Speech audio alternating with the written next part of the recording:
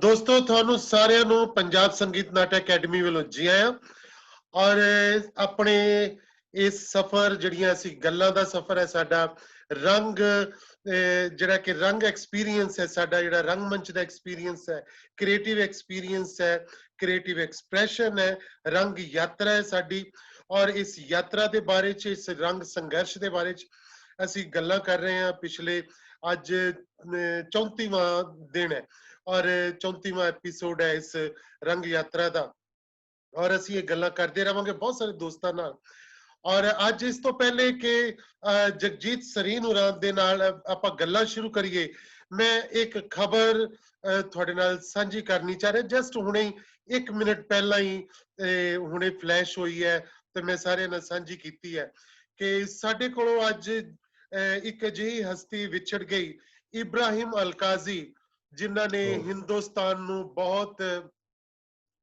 Revolutionary ਕਹ ਲੋ ਕਿ change ਲਿਆਂਦੀ ਹਿੰਦੁਸਤਾਨੀ ਥੀਏਟਰ ਦੇ ਵਿੱਚ ਉਹਨਾਂ ਨੇ ਇੱਕ ਨਵੇਂ ਆਯਾਮ ਸਥਾਪਿਤ ਕੀਤੇ ਉਹਨਾਂ ਨੇ ਨੈਸ਼ਨਲ ਸਕੂਲ ਆਫ ਡਰਾਮਾ ਦੇ ਰਾਹੀਂ ਉਹਨਾਂ ਨੇ ਬਿਹਤਰੀਨ ਅਦਾਕਾਰ ਪੈਦਾ ਕੀਤੇ ਯਾਨੀ ਰੰਗਮੰਚ ਨੂੰ ਇੱਕ ਮੁਕਾਮ ਇੱਕ ਸੁਹੱਪਣ ਦਿੱਤਾ ਜਿਸ ਸ਼ਖਸੀਅਤ ਨੇ ਉਹ ਸਾਡੇ ਕੋਲੋਂ ਥੋੜੀ ਦੇਰ ਪਹਿਲਾਂ ਹੀ ਅੱਜ ਵਿਛੜ ਗਏ 95 ਉਹਨਾਂ ਦੀ ਉਮਰ ਸੀਗੀ ਸੋ ਉਹਨਾਂ ਦੇ ਸ਼ਾਗਿਰਦ ਦੁਨੀਆ ਭਰ ਦੇ ਵਿੱਚ ਹਿੰਦੁਸਤਾਨ ਦੇ ਤਕਰੀਬਨ ਹਰ ਸਟੇਟ ਦੇ ਵਿੱਚ ਉਹਨਾਂ ਦੇ ਸ਼ਾਗਿਰਦ ਜਿਹੜੇ ਰੰਗ ਕਰਮ ਕਰਨ ਵਾਲੇ ਲੋਕ ਨੇ ਉਹ ਅਜੇ ਵੀ ਕੰਮ ਕਰਦੇ ਪਏ ਨੇ ਫਿਲਮੀ ਦੁਨੀਆ ਦੇ ਵਿੱਚ ਨਸੀਰੁਦੀਨ ਸ਼ਾਹ ਤੋਂ ਲੈ ਕੇ ਬਹੁਤ ਸਾਰੇ ਅਜਿਹੇ ਲੋਕ ਸੋ ਅਸੀਂ ਉਹਨਾਂ ਨੂੰ ਨਤਮਸਤਕ ਹਾਂ ਉਹਨਾਂ ਦੀ ਦੇਣ ਨੂੰ ਅਸੀਂ ਉਹਨਾਂ ਨੂੰ ਸ਼ਰਧਾ ਦੇ ਫੁੱਲ ਭੇਟ ਕਰਦੇ ਆ ਪੰਜਾਬ ਸੰਗੀਤ ਨਾਟਕ ਅਕੈਡਮੀ ਵੱਲੋਂ ਆਪਣੇ ਸਾਰੇ ਇਸ ਰੰਗ ਯਾਤਰਾ ਪਰਿਵਾਰ ਵੱਲੋਂ ਕਿ ਇਬਰਾਹਿਮ ਅਲਕਾਜ਼ੀ ਹੋਰਾਂ ਦੇ ਜਿਹੜੇ ਕੀਤੇ ਹੋਏ ਕੰਮ ਨੇ ਜਿਹੜੇ ਪਾਏ ਹੋਏ ਪੂਰਨੇ ਨੇ ਉਹ ਕਦੇ ਮਿਟ ਨਹੀਂ ਸਕਦੇ ਉਹ ਕਦੇ ਕਿਧਰੇ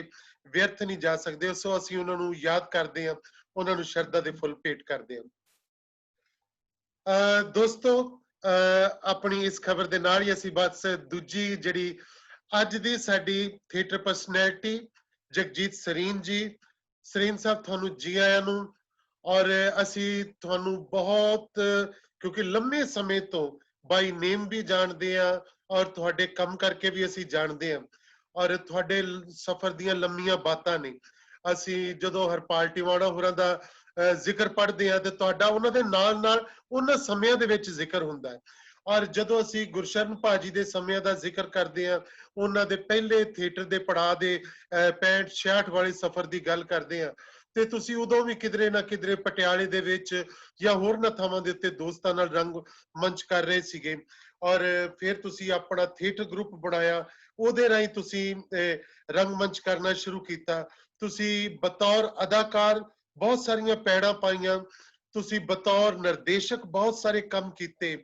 ਮੈਨੂੰ ਬਸ ਤੀਸਰੀ ਜਾਣਕਾਰੀ ਬਤੌਰ ਲੇਖਕ ਸ਼ਾਇਦ ਨਹੀਂ ਹੈ ਕਿ ਤੁਸੀਂ ਸਰੀਨ ਸਾਹਿਬ ਨੇ ਜ਼ਰੂਰ ਕੁਝ ਨਾ ਕੁਝ ਲਿਖਿਆ ਵੀ ਹੋਏਗਾ ਰੰਗਮੰਚ ਵਾਲੇ ਇਸ ਪੜਾਅ ਦੇ ਵਿੱਚ ਇਸ ਸਫ਼ਰ ਦੇ ਵਿੱਚ ਔਰ ਉਹਦੇ ਬਾਰੇ ਵੀ ਆਪਾਂ ਤੁਹਾਡੇ ਕੋਲ ਗੱਲਾਂ ਸੁਣਾਂਗੇ ਔਰ ਤੁਹਾਡੇ ਕਿਉਂਕਿ ਤੁਸੀਂ ਜੌਬ ਵੀ ਕਰਦੇ ਰਹੇ ਤੁਸੀਂ ਥੀਏਟਰ ਵੀ ਕਰਦੇ ਰਹੇ ਪਰ ਮੈਂ ਹੁਣ ਜਦੋਂ ਤੁਹਾਡਾ ਇੱਕ ਨਵਾਂ ਰੂਪ ਵੇਖ ਰਿਹਾ ਪਿਛਲੇ ਸਮੇਂ ਦੇ ਵਿੱਚ ਤੇ ਤੁਸੀਂ ਫਿਲਮਾਂ ਦੀ ਦੁਨੀਆ ਦੇ ਨਾਲ ਵੀ ਪੰਜਾਬੀ ਫਿਲਮਾਂ ਦੇ ਵਿੱਚ ਵੀ ਜੁੜੇ ਹੋਏ ਹੋ ਔਰ ਤੁਸੀਂ ਬਹੁਤ ਸਾਰੀਆਂ ਜਿਹੜੀਆਂ ਸ਼ਾਰਟ ਮੂਵੀਜ਼ ਹੈ ਉਹਨਾਂ ਵਿੱਚ ਵੀ ਨਜ਼ਰ ਆਉਂਦੇ ਹੋ ਪਰ ਇੱਕ ਗੱਲ ਦੀ ਮੈਨੂੰ ਬੜੀ ਖੁਸ਼ੀ ਹੁੰਦੀ ਹੈ ਤੁਹਾਨੂੰ ਵੇਖ ਕੇ ਹਮੇਸ਼ਾ ਕਿ ਮੈਂ ਕਿਉਂਕਿ ਜਿੰਨੇ ਲੰਮੇ ਸਫ਼ਰ ਤੋਂ ਮੈਂ ਪਟਿਆਲੇ ਥੀਏਟਰ ਕਰਨ ਜਾਂਦਾ ਰਿਹਾ ਚੰਡੀਗੜ੍ਹ ਥੀਏਟਰ ਕਰਨ ਜਾਂਦਾ ਰਿਹਾ ਮੈਂ ਹਮੇਸ਼ਾ ਤੁਹਾਨੂੰ ਦਰਸ਼ਕਾਂ ਦੇ ਵਿੱਚ ਵੇਖਦਾ ਰਿਹਾ ਔਰ ਤੁਸੀਂ ਮੈਂ ਕਿਸੇ ਹੋਰ ਦੇ ਨਾਟਕ ਨੂੰ ਵੀ ਉੱਥੇ ਦੇਖਿਆ ਤੇ ਤੁਸੀਂ ਦਰਸ਼ਕਾਂ ਵਿੱਚ ਜ਼ਰੂਰ ਸ਼ਾਮਲ ਹੁੰਦੇ ਰਹੇ ਯਾਨੀ ਤੁਸੀਂ ਥੀਏਟਰ ਕਰਦੇ ਵੀ ਰਹੇ ਔਰ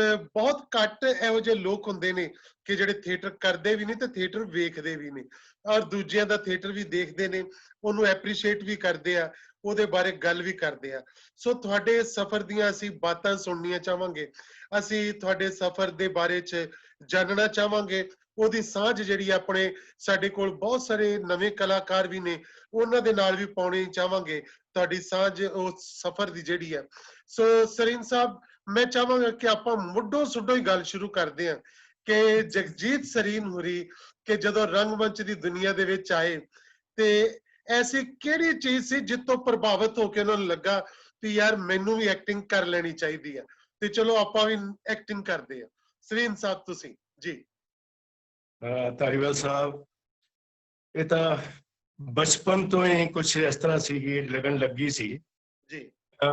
ਮੈਂ ਜਦੋਂ ਪਟਿਆਲੇ ਅਸੀਂ ਆਏ ਇੱਥੇ 1960 ਦੇ ਵਿੱਚ, ਤੇ 1961-62 ਦੇ ਵਿੱਚ ਪਟਿਆਲਾ ਕੈਂਟ ਸਕੂਲ ਸੀ। ਉੱਥੇ ਜਦੋਂ ਮੈਂ 7ਵੀਂ ਕਲਾਸ 'ਚ ਪੜ੍ਹਦਾ ਸੀ ਤੇ ਇੱਕ ਪ੍ਰੋਗਰਾਮ ਉਹਨਾਂ ਦਿਨਾਂ 'ਚ ਵੀ ਹੁੰਦੀ ਸਕੂਲ ਦੇ ਵਿੱਚ, ਤੇ ਸਾਡੇ ਇੱਕ ਜਿਹੜੇ ਪੀਟੀ ਟੀਚਰ ਸੀ ਉਹਨਾਂ ਨੇ ਇੱਕ ਕਿਹਾ ਕਿ ਅਸੀਂ ਐਕਸ਼ਨ ਸੌਂਗ ਕਰਨਾ, ਜਿਹਦੇ ਬਾਰੇ ਤੁਸੀਂ ਅਕਸਰ ਗੱਲ ਕੀਤੀ ਕਿ ਗੁਰਸ਼ਰਨ ਭਾਜੀ ਉਹਨਾਂ ਨੇ ਐਕਸ਼ਨ ਸੌਂਗ ਸ਼ੁਰੂ ਕੀਤੇ। ਬਿਲਕੁਲ। ਉਹਨਾਂ ਨੇ ਕਿਹਾ ਸੀ ਕਿ ਐਕਸ਼ਨ ਸੌਂਗ ਕਰਨਾ ਹੈ, ਤੇ ਉਹਦੇ ਵਾਸਤੇ ਜਿਹੜੇ ਬੱਚੇ ਅੱਗੇ ਆਉਣਾ ਚਾਹੁੰਦੇ ਆ, ਤੇ ਮੈਂ ਵੀ ਉਹਦੇ ਵਿੱਚ ਗਿਆ। ਤਾਂ ਉਹ ਅਸੀਂ ਪਹਿਲਾ ਐਕਸ਼ਨ ਸੌਂਗ ਕੀਤਾ। ਤੇ ਨਾਲ ਹੀ 1961-62 ਦੇ ਵਿੱਚ ਜਦੋਂ ਲੜਾਈ ਲੱਗ ਗਈ ਚੀਨ ਦੇ ਨਾਲ, ਤਾਂ 1962 ਦੇ ਵਿੱਚ ਇੱਕ ਐਜੂਕੇਸ਼ਨ ਡਿਪਾਰਟਮੈਂਟ ਵੱਲੋਂ ਹੀ ਉਹਨਾਂ ਨੇ ਕਿਹਾ ਕਿ ਸਕੂਲਾਂ ਦੇ ਵਿੱਚ ਕੁਝ ਨਾਟਕ ਹੋਣ। ਤਾਂ ਸਾਡੇ ਉਸੇ ਟੀਚਰ ਨੇ ਫਿਰ ਇੱਕ ਪਹਿਲਾ ਨਾਟਕ ਚੁਣਿਆ, ਜੰਗ ਦੀਆਂ ਗੱਲਾਂ। ਉਹਦੇ ਵਿੱਚ ਮੈਨੂੰ ਮਹਾਤਮਾ ਬੁੱਧ ਦਾ ਰੋਲ ਮਿਲਿਆ, ਤੇ ਉਹ ਅਸੀਂ state college of education Patiala the stage ਤੇ ਪਹਿਲੀ ਵਾਰੀ ਖੇਡਿਆ ਮੈਂ, ਤੇ ਉਹਦੇ ਵਿੱਚ ਇਨਾਮ ਵੀ ਮਿਲ ਗਿਆ। ਇਸੇ ਤਰ੍ਹਾਂ ਫਿਰ ਮੈਂ ਸਕੂਲ ਚਲਾ ਗਿਆ, government multipurpose higher secondary school, ਔਰ ਉੱਥੇ ਵੀ ਉਹੀ ਗੱਲ ਕਿ ਨਾਟਕ ਚੇਟਕ ਵਾਲੇ ਜੇ ਟੀਚਰ ਹੁੰਦੇ ਆ ਉਹ ਫੜ ਲੈਂਦੇ ਆ। ਬਿਲਕੁਲ। ਤਾਂ ਉੱਥੇ ਮਾਸਟਰ ਸੰਪੂਰਨ ਸਿੰਘ ਜਿਹੜੇ ਕਿ ਡਿਪਟੀ ਡਾਇਰੈਕਟਰ ਵੀ ਬਾਅਦ ਚ ਰਿਟਾਇਰ ਹੋਏ ਐਜੂਕੇਸ਼ਨ ਡਿਪਾਰਟਮੈਂਟ ਤੋਂ, ਉਹ ਉਹਨਾਂ ਨੂੰ ਬੜਾ ਸ਼ੌਕ ਸੀਗਾ। ਤੇ ਇੱਕ ਪ੍ਰੋਫੈਸਰ ਬਲਬੀਰ ਸਿੰਘ ਹੁੰਦੇ ਸੀ ਸਟੇਟ ਕਾਲਜ ਆਫ ਐਜੂਕੇਸ਼ਨ ਦੇ, ਉਹਨਾਂ ਦੇ ਨਾਟਕ ਉਹ ਖੇਡਦੇ ਸੀਗੇ। ਇੱਕ ਉਹਨਾਂ ਨੇ ਨਾਟਕ ਕੀਤਾ ਭਾਰਤ ਮਾਤਾ, ਉਹਦੇ ਵਿੱਚ ਰੋਲ ਕੀਤਾ।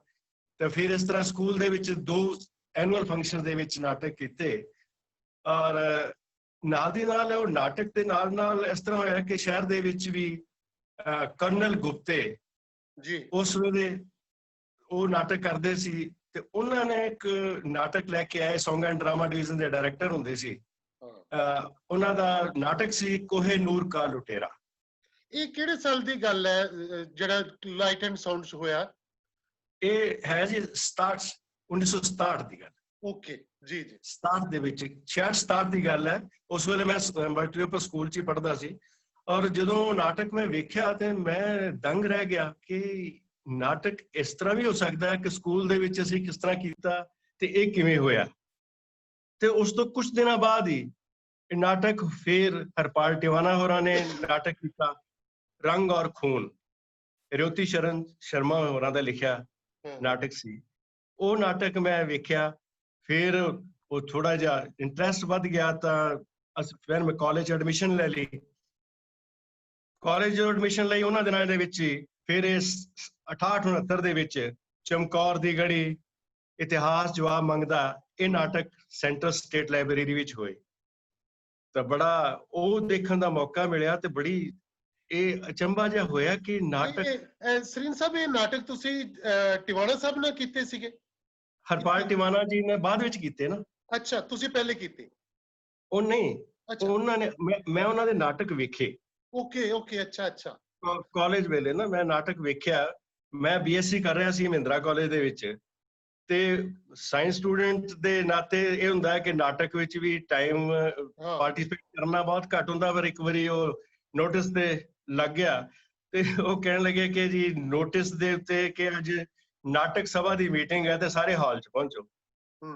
ਔਰ ਮੈਂ ਉਸ ਵੇਲੇ ਸੈਕੰਡ ਈਅਰ ਬੀਐਸਸੀ ਸੀ, ਤੇ ਮੈਨੂੰ ਮੈਂ ਕਿਹਾ ਚਲੋ ਜਾ ਕੇ ਦੇਖਦੇ ਆ। ਤੇ ਜਦੋਂ ਉੱਥੇ ਗਏ ਤੇ ਬੜੇ ਕਾਫੀ ਸਟੂਡੈਂਟਸ ਆਏ ਸੀ, ਤੇ ਉਹਨਾਂ ਵਿੱਚ ਬ੍ਰਹਮ ਮਹਿੰਦਰਾ ਜਿਹੜੇ ਅੱਜ ਕੱਲ੍ਹ ਮਿਨਿਸਟਰ ਨੇ ਜੀ, ਇਹ ਉਸ ਵੇਲੇ ਨਾਟਕ ਕਰਦੇ ਹੁੰਦੇ ਸੀ ਉਹਦੇ ਵਿੱਚ ਮਹਿੰਦਰਾ ਕਾਲਜ। ਤੇ ਇਹਨਾਂ ਦੇ ਨਾਲ ਸੀ ਮਹਿੰਦਰ ਸੰਧੂ, ਜਿਹੜਾ ਬਾਅਦ ਵਿੱਚ ਉਹ ਹਰਪਾਲ ਟਿਵਾਣਾ ਜੀ ਦੇ ਨਾਲ ਵੀ ਉਹਨਾਂ ਨੇ ਐਕਟ ਕੀਤਾ, ਤੇ ਬਾਅਦ 'ਚ ਫਿਲਮਾਂ ਚਲਾ ਗਿਆ ਐਜ਼ ਏ ਹੀਰੋ ਵੀ, ਉਹਨੇ 1-2 ਫਿਲਮਾਂ ਕੀਤੀਆਂ ਸੀ। ਤਾਂ ਅਸੀਂ ਉੱਥੇ ਜਦੋਂ ਗਏ ਤੇ ਉਹ ਬੜੇ ਹੁੰਦਾ ਹੈ ਕਿ ਇੱਕ ਬੜੇ ਸੀਨੀਅਰ ਐਮਏ ਦੇ ਸਟੂਡੈਂਟ ਜਾਂ ਬੀਏ ਫਾਈਨਲ ਦੇ ਬੀਐਸਸੀ ਦੇ ਸਟੂਡੈਂਟ, ਔਰ ਉਹ ਜਦੋਂ ਬ੍ਰਹਮ ਮਹਿੰਦਰਾ ਹੋਰੀ ਐਂਟਰ ਕੀਤੇ, ਉਹਨਾਂ ਨੇ ਕੁਰਸੀ ਚੁੱਕੀ ਤੇ ਬੜੀ ਜ਼ੋਰ ਦੀ ਹਾਲ ਦੇ ਵਿੱਚ ਸੁੱਟੀ, ਤੇ ਨਾਲ ਹੀ ਡਾਇਲੌਗ ਬੋਲਿਆ, ਮਹਿੰਦਰਾ ਕਾਲਜ ਦੇ ਕੰਧੋ, ਜੇ ਅੱਜ ਮੈਨੂੰ ਨਾਟਕ 'ਚ ਰੋਲ ਨਾ ਮਿਲਿਆ ਮੈਂ ਤੁਹਾਡੀ ਇੱਟ ਨਾਲ ਇੱਟ ਵਜਾ ਦਿਆਂਗਾ। ਤੇ ਮੈਂ ਇਹ ਸੋਚਿਆ, ਮੈਂ ਕਿਹਾ ਇੱਥੇ ਤਾਂ ਇਹੋ ਜਿਹੇ ਜਿਹੜੇ ਸੀਨੀਅਰ ਆਰਟਿਸਟ ਨੇ, ਤੇ ਮੈਨੂੰ ਤੇ ਕਿਸੇ ਨੇ ਪੁੱਛਣਾ ਹੀ ਨਹੀਂ। ਤੇ ਦੈਨ ਆਈ ਵਿਡਰਿਊ, ਮੈਂ ਆ ਗਿਆ। ਮੈਂ ਕਿਹਾ ਵੀ ਠੀਕ, ਥੋੜੀ ਦੇਰ ਬੈਠੇ ਉੱਥੇ ਤੇ ਆ ਗਏ। ਤੇ ਨੈਕਸਟ ਈਅਰ ਫਿਰ ਉੱਥੇ ਪ੍ਰੋਫੈਸਰ ਜੋਗਿੰਦਰ ਬਖਸ਼ੀ ਹੁੰਦੇ ਸੀ ਸਾਡੇ, ਉਹ ਹਿੰਦੀ ਨਾਟਕ ਕਰਦੇ ਸੀ। ਉਹਨਾਂ ਨੇ ਫਿਰ ਇੱਕ ਨਾਟਕ ਕੀਤਾ, ਉਹਦੇ ਵਿੱਚ ਮੈਂ ਪਾਰਟਿਸਿਪੇਟ ਕੀਤਾ। ਫਿਰ ਉਹਨਾਂ ਦਿਨਾਂ ਵਿੱਚ ਹੀ ਗੁਰੂ ਨਾਨਕ ਦੇਵ ਜੀ ਦਾ 500 ਸਾਲਾ ਮਨਾਇਆ ਜਾ ਰਿਹਾ ਸੀ ਤੇ ਪ੍ਰਿੰਸੀਪਲ ਅਮਰਾਓ ਸਿੰਘ ਉਸ ਵੇਲੇ ਸਾਡੇ ਪੰਜਾਬੀ ਦੇ ਪ੍ਰੋਫੈਸਰ ਹੁੰਦੇ ਸੀ, ਉਹਨਾਂ ਨੇ ਇੱਕ ਨਾਟਕ ਖਿਡਵਾਇਆ ਗੁਰੂ ਨਾਨਕ ਦੇਵ ਜੀ ਦੀ ਲਾਈਫ ਦੇ ਉੱਤੇ, ਤਾਂ ਉਹਦੇ ਵਿੱਚ ਮੈਂ ਪਾਰਟਿਸਿਪੇਟ ਕੀਤਾ। ਤੇ ਇਸ ਤਰ੍ਹਾਂ ਫਿਰ BSc ਪਾਸ ਹੋ ਗਈ। ਫਿਰ ਉਹ ਤਲਾਸ਼ ਕਰਨ ਲੱਗ ਗਿਆ ਨੌਕਰੀ ਦੀ, ਤੇ ਮੈਂ ਸਟੇਟ ਬੈਂਕ ਆਫ ਪਟਿਆਲਾ ਵਿੱਚ ਟੈਂਪਰੇਰੀ ਨੌਕਰੀ ਦੇ ਵਿੱਚ ਅਜੇ 10-15 ਦਿਨ ਹੋਏ ਸੀ 70 ਚ। ਇੱਕ ਦਿਨ ਸੜਕ ਦੇ ਉੱਤੇ ਹਰਪਾਲ ਟਿਵਾਣਾ ਜੀ ਦੇ ਨਾਲ ਮੋਹਨ ਬੱਗਨ ਜੀ ਜਿਹੜੇ ਕੰਮ ਕਰਦੇ ਸੀ, ਉਹ ਮੈਨੂੰ ਮਿਲ ਗਏ ਸੜਕ ਤੇ। ਉਹ ਮੈਨੂੰ ਵੇਖਦੇ ਹੁੰਦੇ ਸੀ ਕਿ ਮੈਂ ਸਕੂਲ 'ਚ ਨਾਟਕ ਕਰਦਾ ਸੀ, ਉਹਨੇ ਨਹੀਂ ਕਦੇ ਕੀਤੇ, ਤੇ ਹੁਣ ਉਹ ਨਾਟਕ ਉਹਨਾਂ ਨਾਲ ਕਰਦਾ ਸੀ।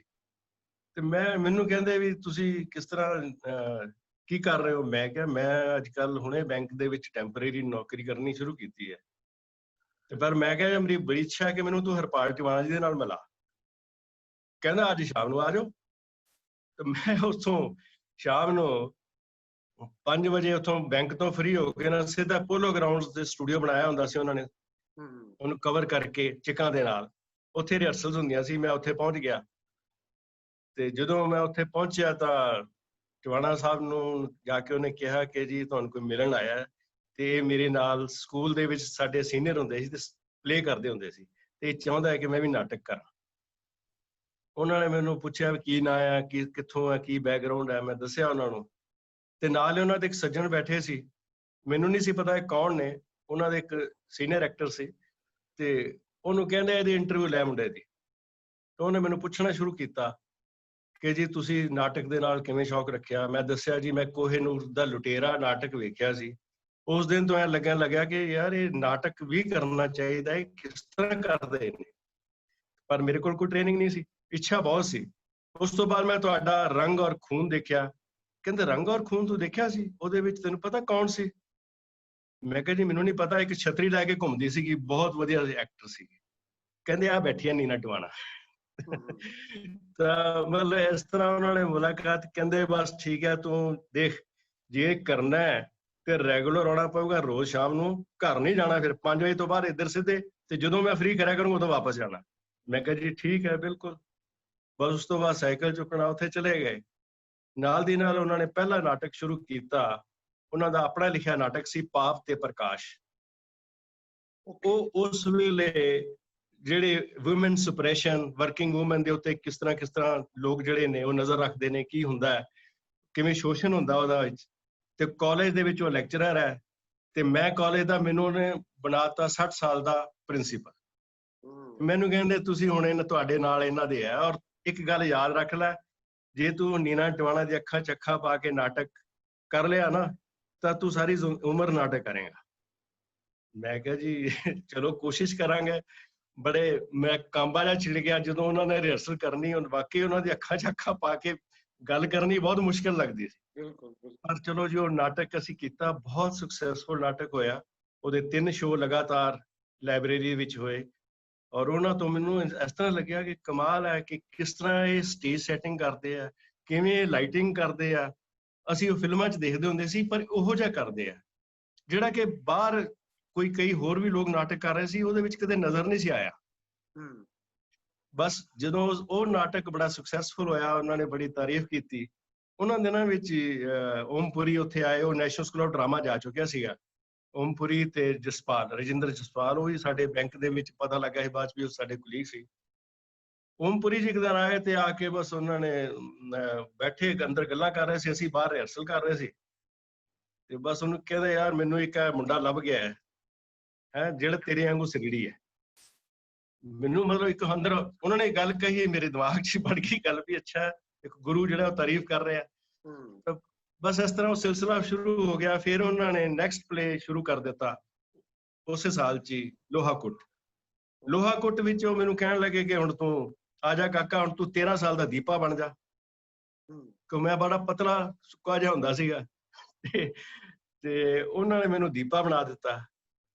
ਉਹ ਰਿਹਰਸਲ ਕੀਤੀਆਂ, ਨਾਟਕ ਬਹੁਤ ਕਾਮਯਾਬ ਰਿਹਾ, ਔਰ ਉਸ ਨਾਟਕ ਦੇ 7 ਦਿਨ ਲਗਾਤਾਰ ਟਿਕਟਡ ਸ਼ੋਅ ਲਾਇਬ੍ਰੇਰੀ ਦੇ ਵਿੱਚ ਹੋਏ। ਮੈਨੂੰ ਹਾਲੇ ਤੱਕ ਯਾਦ ਹੈ ਜੀ, ਕਿਉਂਕਿ ਟਿਵਾਣਾ ਸਾਹਿਬ ਦੀ ਜਿਹੜੀ ਮੈਨੇਜਮੈਂਟ ਸੀ ਉਹ ਬੜੀ ਜ਼ਬਰਦਸਤ ਸੀ।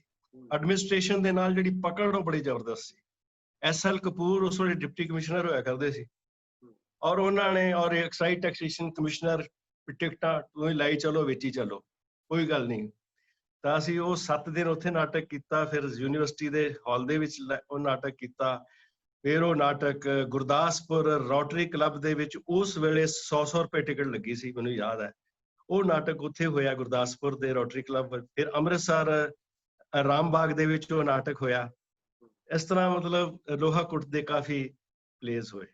ਉਹਨਾਂ ਦਿਨਾਂ ਦੇ ਵਿੱਚ ਫਿਰ ਲੋਹਾਕੁੱਟ ਤੋਂ ਬਾਅਦ ਜਿਵੇਂ ਚਮਕੌਰ ਦੀ ਗੜੀ ਦਾ ਕਿਤੇ ਸ਼ੋਅ ਆ ਗਿਆ, ਤਾਂ ਮੈਨੂੰ ਕਹਿਣ ਲੱਗੇ, ਉਹ ਇੱਕ ਆਰਟਿਸਟ ਜਿਹੜਾ ਰੋਲ ਕਰਦਾ ਸੀਗਾ ਖੋਜੀ ਦਾ, ਉਹਨਾਂ ਨੇ ਕਰੈਕਟਰ ਖੋਜੀ ਪਾਇਆ ਸੀ, ਤੇ ਕਹਿੰਦੇ ਹੁਣ ਤੂੰ ਆ ਫੜ ਲੈ। ਮੈਂ ਉਹ ਕਰ ਦਿੱਤਾ। ਉਸ ਤੋਂ ਬਾਅਦ ਫਿਰ ਇੱਕ ਦਿਨ ਆਇਆ ਕਿ ਫਰੀਦਕੋਟ ਦੇ ਵਿੱਚ ਨਾਟਕ ਕਰਨਾ ਹੈ ਬਿੱਛੂ ਤੇ ਚਮਕੌਰ ਦੀ ਗੜੀ, ਤੇ ਮੈਨੂੰ ਕਹਿੰਦੇ ਜੀ ਹੁਣ ਓਮਪੁਰੀ ਉਹਦੇ ਵਿੱਚ ਸੈਂਟਰਲ ਕਰੈਕਟਰ ਕਰਦੇ ਸੀ, ਤੇ ਯੋਗਰਾਜ ਸੇਠਾ ਜੀ ਜਿਹੜੇ ਸੀਗੇ ਉਹ ਵੀ ਲੁਧਿਆਣੇ ਨੌਕਰੀ ਟ੍ਰਾਂਸਫਰ ਹੋ ਚੁੱਕੇ ਸੀ। ਤੇ ਮੈਨੂੰ ਕਹਿੰਦੇ, ਤੇ ਇੱਕ ਰਜਿੰਦਰ ਜਸਪਾਲ ਵਾਲਾ ਜਿਹੜਾ ਰੋਲ ਸੀ ਉਹ ਮੈਨੂੰ ਦੇ ਦਿੱਤਾ ਉਹਨਾਂ ਨੇ। ਉਹ ਕਹਿੰਦੇ ਤੂੰ ਕਰ। ਔਰ ਪਹਿਲੀ ਵਾਰੀ ਸੀ ਕਿ ਉਹ ਪੋਠੋਹਾਰੀ ਦੇ ਵਿੱਚ ਉਹਨਾਂ ਨੇ ਨਾਟਕ ਕਰਾਇਆ, ਤੇ ਮੈਂ ਉਹ ਇੱਕ ਲਵਰ ਜਿਹੜਾ ਹੁੰਦਾ ਉਹਦਾ ਮੁੰਡਾ ਸੇਠ ਦਾ, ਉਹਦਾ ਰੋਲ ਕੀਤਾ। ਪਰ ਜਸਪਾਲ ਨਹੀਂ ਆ ਸਕੇ, ਕਹਿੰਦੇ ਸ਼ਾਇਦ ਜਸਪਾਲ ਆ ਜਾਏ ਤੇ ਫਿਰ ਤੂੰ ਨਹੀਂ ਕਰੇਗਾ, ਉਹ ਕਰੇਗਾ। ਓਕੇ ਜੀ, ਕੋਈ ਗੱਲ ਨਹੀਂ। ਅਸੀਂ ਫਰੀਦਕੋਟ ਗਏ, 2 ਦਿਨ ਉਹ ਨਾਟਕ ਹੋਏ ਸਾਡੇ, ਔਰ ਉਹਦੇ ਵਿੱਚ ਲੇਕਿਨ ਓਮਪੁਰੀ ਉੱਥੇ ਆ ਗਏ। ਤੇ ਉਹ ਪਹਿਲੀ ਵਾਰੀ ਸੀ ਕਿ ਓਮਪੁਰੀ ਦੇ ਨਾਲ ਅਸੀਂ ਇੱਕ ਰਿਹਰਸਲ ਕਰਕੇ ਤੇ ਨਾਟਕ ਮੈਂ ਉਹਨਾਂ ਨਾਲ ਕੀਤਾ, ਔਰ ਜੋ ਕਿਰਦਾਰ ਕਰਦੇ ਸੀ ਉਹ ਕਮਾਲ ਹੀ ਸੀ ਜੀ। ਤੇ ਬਸ ਉਸ ਰਾਤ, ਬਸ ਉਦੋਂ ਬਾਅਦ ਫਿਰ ਤਾਂ ਮਤਲਬ ਸਿਲਸਿਲਾ ਚੱਲਦਾ ਰਿਹਾ। ਫਿਰ ਨੈਕਸਟ ਈਅਰ ਉਹਨਾਂ ਨੇ ਫਿਰ ਇੱਕ ਦੂਸਰਾ ਅਡੈਪਟ ਕੀਤਾ ਪਲੇ, ਦੀਵਾ ਬਲੇ ਸਾਰੀ ਰਾਤ ਜਯਮਾ ਦਾ। ਲੇਕਿਨ ਹਾਂ, ਇਹ ਸੀ ਕਿ ਉੱਥੇ ਰਹਿ ਕੇ ਫਿਰ ਇਹ ਹੈ ਕਿ ਉਹਨਾਂ ਕੋਲ ਕਿਤਾਬਾਂ ਬਹੁਤ ਹੁੰਦੀਆਂ ਸੀ ਥੀਏਟਰ ਦੀਆਂ, how actors is to prepare, ਇਸ ਤਰ੍ਹਾਂ ਦੀਆਂ ਉਹ ਕਿਤਾਬਾਂ ਉਹਨਾਂ ਨੇ ਬਹੁਤ ਸਾਰੀਆਂ ਲਾਇਬ੍ਰੇਰੀ 'ਚ ਰੱਖੀਆਂ ਸੀ। ਉਹ ਪੜ੍ਹਨ ਦਾ ਮੌਕਾ ਮਿਲਿਆ ਸਾਨੂੰ, ਉਹਨਾਂ ਨੇ ਸਕ੍ਰਿਪਟ ਫੜਾ ਦੇਣੀ। ਇਨ ਦਾ ਮੀਨ ਟਾਈਮ ਕੀ ਹੋਇਆ ਕਿ ਯੂਨੀਵਰਸਿਟੀ ਦੇ ਵਿੱਚ ਰਾਜ ਬੱਬਰ ਆ ਗਿਆ। ਯੂਨੀਵਰਸਿਟੀ 'ਚੋਂ ਡਿਪਲੋਮਾ ਕਰਨ ਆਇਆ ਸੀਗਾ ਦਿੱਲੀ ਤੋਂ, ਆਗਰਾ ਤੋਂ। ਅੱਛਾ। ਆਗਰਾ ਤੋਂ ਡਿਪਲੋਮਾ ਜਦੋਂ ਕਰਨ ਆਇਆ ਤਾਂ ਉਹ ਨੀਨਾ ਟਿਵਾਣਾ ਜੀ ਉੱਥੇ ਡਿਪਾਰਟਮੈਂਟ 'ਚ ਸੀਗੇ ਉਸ ਵੇਲੇ ਟੀਚਰ, ਤੇ ਹਰਪਾਲ ਜੀ ਉੱਥੇ ਫੋਕਲੋਰ ਡਿਪਾਰਟਮੈਂਟ ਦੇ ਇੰਚਾਰਜ ਸੀਗੇ। ਬਸ ਉਹ नीना टिवाना तो इन्होंने क्या नेशनल स्कूल ऑफ ड्रामा से हैं आप? तो उन्हें क्या काका जी करना है तो आ जा फिर। कहते जी इत्थे तो मैनूं कुछ सीखण नूं कुछ बहुता मिल नहीं रहा, कहता शाम नूं उत्थे आ जाया कर। उन्हें साडे फिर पोलो ग्राउंड आना शुरू किया ते असीं दोने जाणियां ने बैठना। एक दीपक सेठ सीगे जिहड़े बाद च फिल्मां च भी गए, फिल्मां बना लईयां, चिक्स होटल वाला लड़का, ते उन्होंने उन्होंने मेन करैक्टर दिता जानी दा, 17 साल दी उहदी उमर सी, और मैनूं दिता सुथरे दा रोल। ਅਸੀਂ ਉਹ ਨਾਟਕ ਜਦੋਂ ਤਿਆਰ ਕੀਤਾ ਤੇ ਟਵਾਣਾ ਸਾਹਿਬ ਨੇ ਕਿਹਾ ਕਿ ਅੱਜ ਇਹ ਲਾਇਬ੍ਰੇਰੀ ਆਡੀਟੋਰੀਅਮ 'ਚ ਨਹੀਂ ਨਾਟਕ ਕਰਨਾ, ਬਿਲਕੁਲ ਪੋਲੋ ਗਰਾਊਂਡ ਦੇ ਆਪੋਜੀਟ ਇੱਕ ਕਲੋਨੀ ਬਣੀ ਆ ਹੁਣ ਨਿਊ ਲਾਲ ਬਾਗ, ਉੱਥੇ ਇੱਕ ਮਜ਼ਾਰ ਹੁੰਦੀ ਸੀ ਬਿਲਕੁਲ ਆਪੋਜੀਟ। ਉੱਥੇ 2-3 ਦਰਖਤ ਲੱਗੇ ਸੀ, 2 ਕਮਰੇ ਬਣੇ ਸੀ। ਕਹਿੰਦੇ ਆਪਾਂ ਨਾਟਕ ਇੱਥੇ ਕਰਨਾ। ਅਸੀਂ ਜੀ ਉਹ 3 ਦਿਨ ਉਹਨੂੰ ਸਾਫ਼ ਸੂਫ ਕੀਤਾ, ਲਿਪਿਆ ਪੋਥਿਆ ਉਸੇ ਕੀਤਾ, ਔਰ ਉਹ ਨਾਟਕ ਜਦੋਂ ਤਿਆਰ ਹੋ ਗਿਆ ਤੇ ਲਾਸਟ ਬਟ ਵਨ ਡੇ ਉਹ ਕਹਿਣ ਲੱਗੇ ਕਿ ਅੱਜ ਨਾਟਕ ਦੇਖਣ ਲਈ ਅਲਕਾਜੀ ਸਾਹਿਬ ਆ ਰਹੇ ਆ। ਕੀ ਬਾਤ। ਦਿੱਲੀ ਤੋਂ। ਸਾਡੇ ਮਤਲਬ ਦਿਲ ਦੇ ਵਿੱਚ ਅਲਕਾਜੀ ਸਾਹਿਬ ਬਾਰੇ ਉਹ ਗੱਲਾਂ ਕਰਦੇ ਹੁੰਦੇ ਸੀ ਤੇ ਬੜਾ ਲੱਗਿਆ ਕਿ ਅੱਛਾ ਅਲਕਾਜੀ ਸਾਹਿਬ, ਤੇ ਅੱਜ ਮੈਂ ਉਹਨਾਂ ਦੇ ਸਾਹਮਣੇ ਪਰਫਾਰਮ ਕਰਨਾ। ਤੇ ਦਿਲ ਦੇ ਵਿੱਚ ਬੜੀਆਂ ਇੱਛਾਵਾਂ, ਬੜੀਆਂ ਖਾਹਿਸ਼ਾਂ ਜਿਹੜੀਆਂ ਹੁੰਦੀਆਂ ਨੇ ਉਹ ਜਾਗਦੀਆਂ। ਅਸੀਂ ਰਾਤ ਨੂੰ ਜਦੋਂ ਕਨਾਤਾਂ ਲਗਾਤੀਆਂ ਰੋਡ ਦੇ ਸਾਈਡ ਦੇ ਉੱਤੇ ਔਰ ਨਾਟਕ ਸ਼ੁਰੂ ਹੋਇਆ, ਤੇ ਅਲਕਾਜੀ ਸਾਹਿਬ ਸਾਨੂੰ ਨਹੀਂ ਪਤਾ ਕਦੋਂ ਆਏ, ਉਹ ਜਾ ਕੇ ਬਿਲਕੁਲ ਲਾਸਟ ਸੀਟ ਦੇ ਉੱਤੇ ਜਾ ਕੇ ਬੈਠ ਗਏ। ਨਾਟਕ ਹੋਇਆ, ਨਾਟਕ ਬਹੁਤ ਕਾਮਯਾਬ ਹੋਇਆ। ਵਿਚਕਾਰ ਵਿੱਚ ਲਾਈਟ ਚਲੇ ਗਈ ਤੇ ਟਵਾਣਾ ਸਾਹਿਬ ਨੇ ਫਿਰ ਮੈਨੂੰ ਯਾਦ ਆ ਆਪਣੀ ਕਾਰ ਦੀਆਂ ਬੱਤੀਆਂ ਚਲਾ ਕੇ ਸਟਾਰਟ ਕਰਤਾ, ਕਹਿੰਦਾ ਨਾਟਕ ਬੰਦ ਨਹੀਂ ਕਰਨਾ, ਨਾਟਕ ਚੱਲਦਾ ਰਹੇਗਾ। ਉਹ ਨਾਟਕ ਹੋਇਆ। ਰਾਤ ਨੂੰ ਜਦੋਂ ਅਸੀਂ ਖਾਣਾ ਤੋਂ ਬਾਅਦ ਪੋਲੋ ਗਰਾਊਂਡ ਦੇ ਵਿੱਚ ਡਿਸਕਸ਼ਨ ਲਈ ਬੈਠੇ ਤਾਂ ਗੱਲਾਂ ਬਾਤਾਂ ਚੱਲ ਰਹੀਆਂ ਸੀਗੀਆਂ ਤੇ ਅਲਕਾਜੀ ਸਾਹਿਬ ਨੇ ਇੱਕੋ ਹੀ ਗੱਲ ਕਹੀ, Harpal this is just a beginning, ਮੈਨੂੰ ਕੁਝ ਤੇਰਾ ਐਕਸ਼ਨ ਨਹੀਂ ਨਜ਼ਰ ਆਇਆ ਇਹਦੇ ਵਿੱਚ ਨਾਟਕ 'ਚ। ਤੂੰ ਕਹਾਣੀ ਬਹੁਤ ਵਧੀਆ ਸੁਣਾ ਦਿੱਤੀ ਹੈ, ਬਹੁਤ ਵਧੀਆ ਕਰਤਾ ਹੈ, ਪਰ ਤੇਰਾ ਐਕਸ਼ਨ ਨਹੀਂ ਸੀ। ਇਮੀਡੀਏਟਲੀ ਉਹਨਾਂ ਨੇ ਗੱਲਾਂ ਬਹੁਤ ਸਾਰੀਆਂ ਸਾਂਝੀਆਂ ਕੀਤੀਆਂ। ਸਾਨੂੰ ਲੱਗਿਆ ਵੀ ਵਾਕਈ ਗੁਰੂ ਦਾ ਗੁਰੂ ਅਸੀਂ ਜਿਹਨੂੰ ਇਹ ਮੰਨ ਰਹੇ ਹਾਂ ਕਿ ਜਿਹੜਾ ਮਤਲਬ ਅਸੀਂ ਅਕਸਰ ਇਹ ਕਹਿੰਦੇ ਹੁੰਦੇ ਸੀ ਕਿ ਜੇ ਇਹਦੇ ਸਾਹਮਣੇ ਪੱਥਰ ਖੜਾ ਕਰਦਾ ਜਾਵੇ ਤਾਂ ਉਹਦੇ ਚ ਵੀ ਜਾਨ ਪਾ ਦਿੰਦਾ ਟਵਾਣਾ ਸਾਹਿਬ। ਮਤਲਬ ਇੱਥੋਂ ਤੱਕ ਦੀ ਇੱਕ ਵਿਚਾਰਧਾਰਾ ਬਣ ਚੁੱਕੀ ਸੀ ਉਹਨਾਂ ਨਾਟਕ ਕਰਕੇ। ਤਾਂ ਮੈਂ ਕਿਹਾ ਇਹਨਾਂ ਨੇ ਤਾਂ ਬਿਲਕੁਲ ਟਵਾਣਾ ਸਾਹਿਬ ਨੂੰ ਵੀ ਇਸ ਤਰ੍ਹਾਂ ਨਕਾਰਤਾ। ਉਹਨਾਂ ਨੇ ਇੱਕ ਤਰ੍ਹਾਂ ਦੀ ਉਹਨਾਂ ਨੂੰ ਪਸੰਦ ਨਹੀਂ ਆਈ ਗੱਲ। ਪਰ ਉੱਥੋਂ ਇਹ ਲਰਨ ਕੀਤਾ ਵੀ ਵਾਹ, ਥੀਏਟਰ ਦੇ ਵਿੱਚ ਐਕਸ਼ਨ ਹੋਣਾ ਬਹੁਤ ਜ਼ਰੂਰੀ ਹੈ। ਸਿਰਫ ਡਾਇਲੌਗਸ ਦੇ ਸਿਰ ਦੇ ਉੱਤੇ ਤੁਸੀਂ ਨਾਟਕ ਨਹੀਂ ਕਰ ਸਕਦੇ। ਭਾਵੇਂ ਉਹਨਾਂ ਨੇ ਉਹਦੇ ਵਿੱਚ ਗੀਤ ਸੰਗੀਤ ਉਹਦੇ ਬਹੁਤ ਸ਼ੋਅ ਕੀਤੇ। ਉਹਦਾ ਜੋ ਨੈਕਸਟ ਸ਼ੋਅ ਸਾਡਾ ਹੋਇਆ ਉਹ ਬਾਰਾਂਦਰੀ ਗਾਰਡਨਸ ਦੇ ਵਿੱਚ ਮਹਾਰਾਣੀ ਕਲੱਬ ਦੇ ਵਿੱਚ ਹੋਇਆ ਔਰ ਸਾਰੇ ਸ਼ਹਿਰ ਦੀ ਐਲੀਟ ਉੱਥੇ ਪਹੁੰਚੀ ਹੋਈ ਸੀ।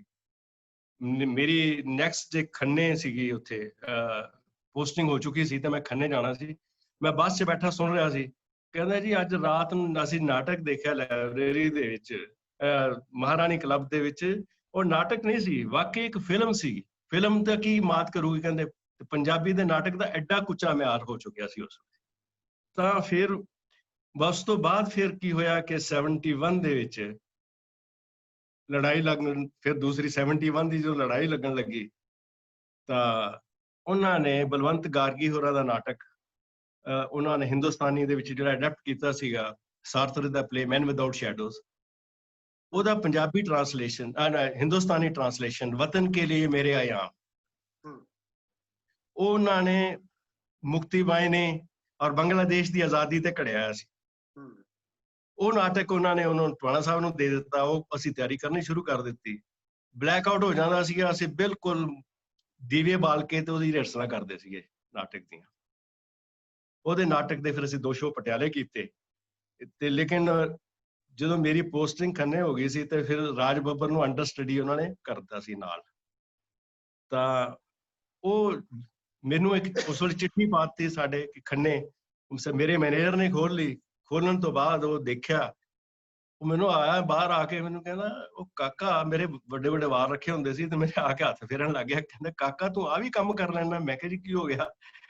ਉਹ ਕਹਿੰਦੇ ਆ ਤੇਰੀ ਚਿੱਠੀ ਹੈ ਯਾਰ, ਮੈਂ ਖੋਲ ਲਈ ਹੈ, ਦੇਖ ਲੈ ਇਹਨੂੰ।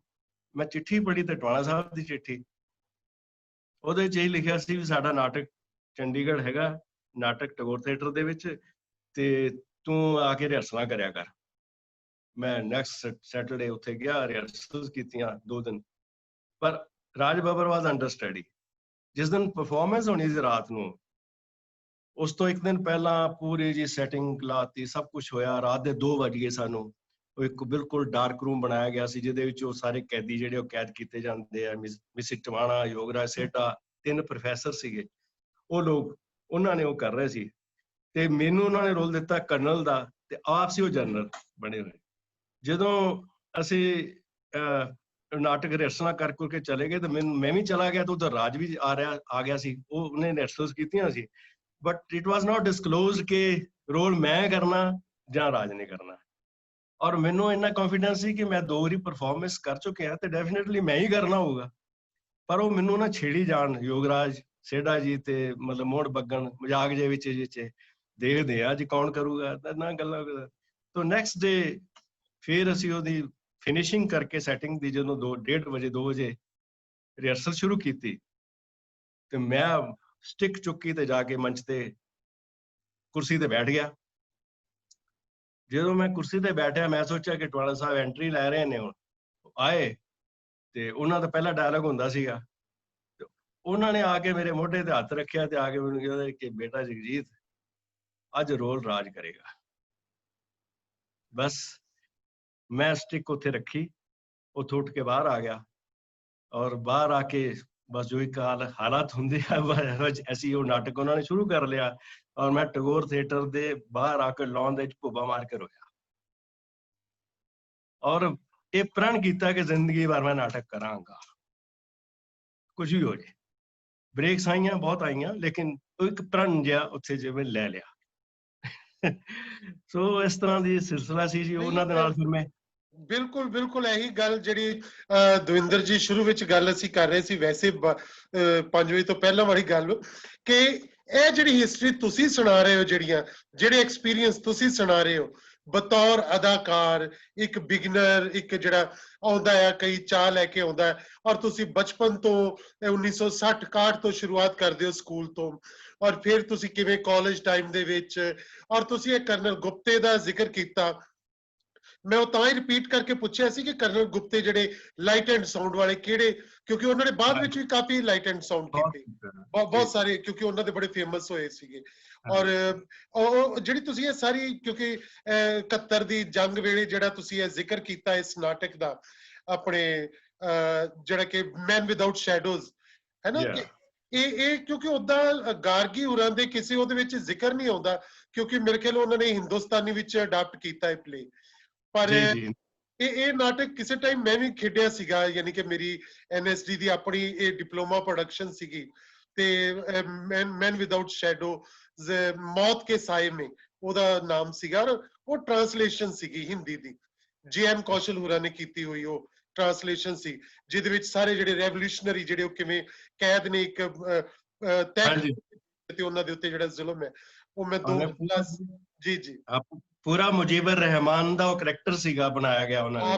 ਬਿਲਕੁਲ ਉਹਨਾਂ ਦੇ ਬਿਲਕੁਲ ਉਸ ਤਰ੍ਹਾਂ ਵਾਈ ਨਹੀਂ, ਔਰ ਕਿਵੇਂ ਉਹ ਸਟਰਗਲ ਕਰ ਰਹੇ ਨੇ, ਕਿਸ ਤਰ੍ਹਾਂ ਬੰਗਲਾਦੇਸ਼ ਆਜ਼ਾਦੀ ਵਾਸਤੇ ਲੜ ਰਹੇ ਜੂਝ ਰਹੇ। ਨਹੀਂ ਇਹ ਮੈਂ ਆ ਦੇਖੋ ਇਹਨਾਂ ਗੱਲਾਂ ਦਾ ਜਿਹੜੀਆਂ ਅਸੀਂ ਹੁਣ ਇਹ ਕ੍ਰੀਏਟਿਵ ਐਕਸਪੀਰੀਅੰਸ ਸਾਂਝੇ ਕਰ ਰਹੇ ਹਾਂ, ਇਸ ਗੱਲ ਦਾ ਕਿਸੇ ਨੂੰ ਪਤਾ ਨਹੀਂ, ਈਵਨ ਬਲਵੰਤ ਗਾਰਗੀ ਦੇ ਵੀ ਰਾਈਟਿੰਗ ਦੇ ਵਿੱਚ ਇਹ ਗੱਲ ਕਿਤੇ ਨਹੀਂ ਆਉਂਦੀ, ਅਸੀਂ ਜਿੰਨਾ ਵੀ ਉਹਨੂੰ ਪੜਿਆ ਵਾ, ਪਰ ਇਹ ਤੁਹਾਡੇ ਕੋਲੋਂ ਗੱਲ ਸੁਣਨ ਨੂੰ ਮਿਲ ਰਹੀ ਹੈ। ਬੜੀ ਖੂਬਸੂਰਤ ਗੱਲ ਹੈ ਕਿ ਉਹਨਾਂ ਨੇ ਹਿੰਦੁਸਤਾਨੀ ਵਿੱਚ ਉਸ ਨੂੰ ਇਸ ਰੂਪ ਵਿੱਚ ਅਡਾਪਟ ਕੀਤਾ ਕਿ ਉਹ ਬੰਗਲਾਦੇਸ਼ ਵਾਲੀ ਉਸ ਵਾਰ, ਉਸ ਦੇ ਨਾਲ ਸਾਰਾ ਕੁਝ ਜਾ ਕੇ ਜੁੜਿਆ, ਜਿਹੜਾ 1971 ਦੀ ਪਾਕਿਸਤਾਨ ਨਾਲ ਜੰਗ ਸੀਗੀ, ਮੁਕਤੀ ਵਾਹਿਨੀ, ਸਾਰੇ ਉਹਦੇ ਨਾਲ, ਇਹ ਬਹੁਤ ਵੱਡੀ ਗੱਲ ਹੈ।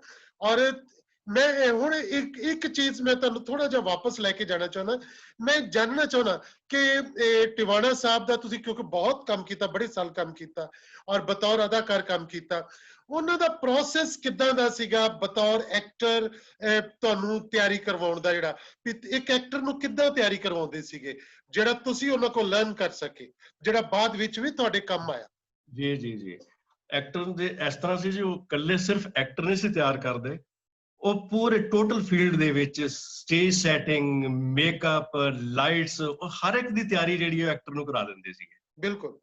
ਔਰ ਐਜ਼ ਐਨ ਐਕਟਰ ਜਿਸ ਤਰ੍ਹਾਂ ਉਹ ਤਿਆਰੀ ਕਰਦੇ ਸੀਗੇ, ਪਹਿਲਾਂ ਸਕ੍ਰਿਪਟ ਦੀ ਰੀਡਿੰਗਸ ਉਹਨਾਂ ਨੇ 2-3 ਵਾਰੀ ਰੀਡਿੰਗ ਕੀਤੀਆਂ, ਰੀਡਿੰਗਸ ਤੋਂ ਬਾਅਦ ਫਿਰ ਉਹ ਕਹਿੰਦੇ ਸੀ ਆਪਣੇ ਕਰੈਕਟਰ ਬਾਰੇ ਸਮਝੋ। ਲੇਕਿਨ ਉਹਨਾਂ ਦੀ ਇੱਕ ਉਸ ਵੇਲੇ ਹੁੰਦਾ ਸੀ ਕਿ ਜਿਹੜੇ ਨਵੇਂ ਐਕਟਰਸ ਆਉਂਦੇ ਸੀਗੇ ਉਹਨਾਂ ਨੂੰ ਬਹੁਤ ਵਾਰੀ ਕਰਕੇ ਵੀ ਦਿਖਾਉਂਦੇ ਸੀ, ਤੇ ਉਹ ਕਰਕੇ ਦਿਖਾਉਂਦੇ ਜਿਸ ਤਰ੍ਹਾਂ ਅਸੀਂ ਉਹਨਾਂ ਦੀ ਪੂਰੀ ਤਰ੍ਹਾਂ ਨਕਲ ਕਰਨ ਦੀ ਕੋਸ਼ਿਸ਼ ਕਰਦੇ ਸੀਗੇ, ਇਹ ਵੀ ਉਹਨਾਂ ਦਾ ਪ੍ਰੋਸੈਸ ਸੀਗਾ।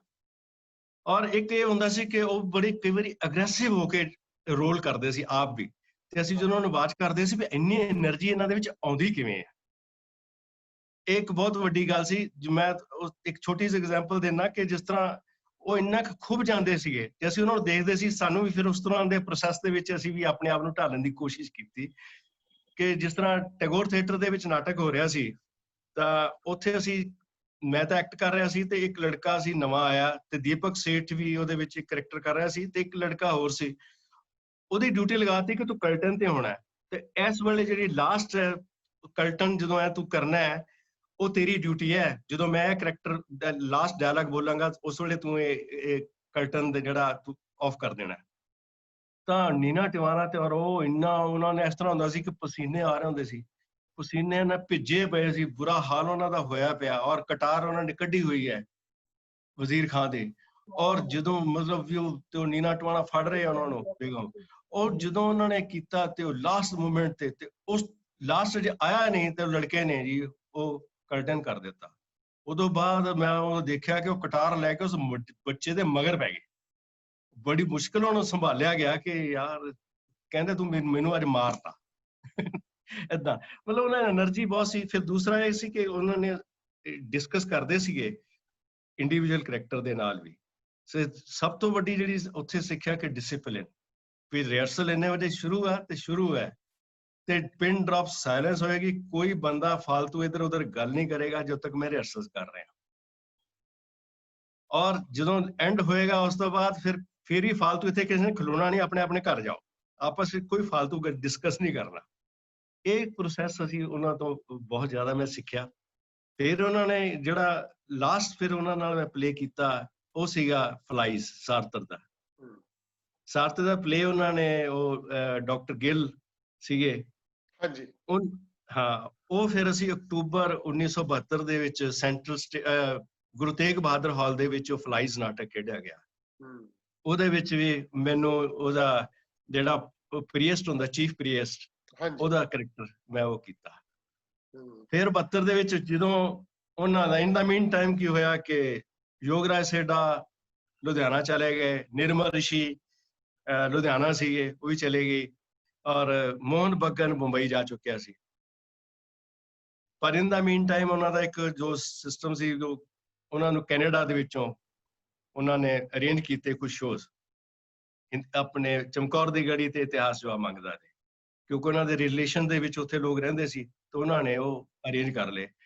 ਤੇ ਦੈਨ ਹੀ ਆਸਕਡ ਮੀ, ਮੈਨੂੰ ਉਹਨਾਂ ਦਾ ਬੁਲਾਇਆ ਉਹਨਾਂ ਨੇ ਇੱਕ ਦਿਨ, ਤੇ ਮੈਨੂੰ ਕਹਿੰਦੇ ਕਾਕਾ ਤੂੰ ਨਾਲ ਚੱਲਣਾ। ਮੈਂ ਕਿਹਾ ਜੀ ਮੇਰੀ ਨਵੀਂ 3-4 ਮਹੀਨੇ ਦੀ ਨੌਕਰੀ ਹੈ, ਤੇ ਜਾਂਦੀ ਰਹੂਗੀ। ਕਹਿੰਦੇ ਆਪਾਂ 3 ਮਹੀਨੇ 'ਚ ਮੁੜ ਵੀ ਆਉਣਾ। ਮੈਂ ਕਿਹਾ ਜੀ ਮੇਰੇ ਕੋਲ ਤਾਂ ਕੋਈ ਪਾਸਪੋਰਟ ਨਹੀਂ ਹੈ, ਕੁਛ ਨਹੀਂ ਹੈ, ਤਾਂ ਮੈਂ ਨਹੀਂ ਗਿਆ ਨਾਲ। ਪਰ ਯੋਗਰਾਜ ਸੇਠਾ ਗਿਆ, ਮੋਹਨ ਬੱਗਨ ਨੂੰ ਉਹਨਾਂ ਨੇ ਮੁੰਬਈ ਤੋਂ ਵਾਪਸ ਬੁਲਾਇਆ, ਉਹ ਗਏ ਨਾਲ, ਗੁਰਦੀਪ ਗਰੇਵਾਲ ਗਏ, ਇਹ 3-4 ਲੋਕ ਜਿਹੜੇ ਸੀ ਉਹਨਾਂ ਦੇ ਨਾਲ ਗਏ, ਉੱਥੇ ਉਹਨਾਂ ਨੇ ਨਾਟਕ ਕੀਤਾ। ਇਹ ਉਦੋਂ ਚਲੇ ਗਏ ਫਿਰ 1972 ਦੇ ਐਂਡ ਦੇ ਵਿੱਚ।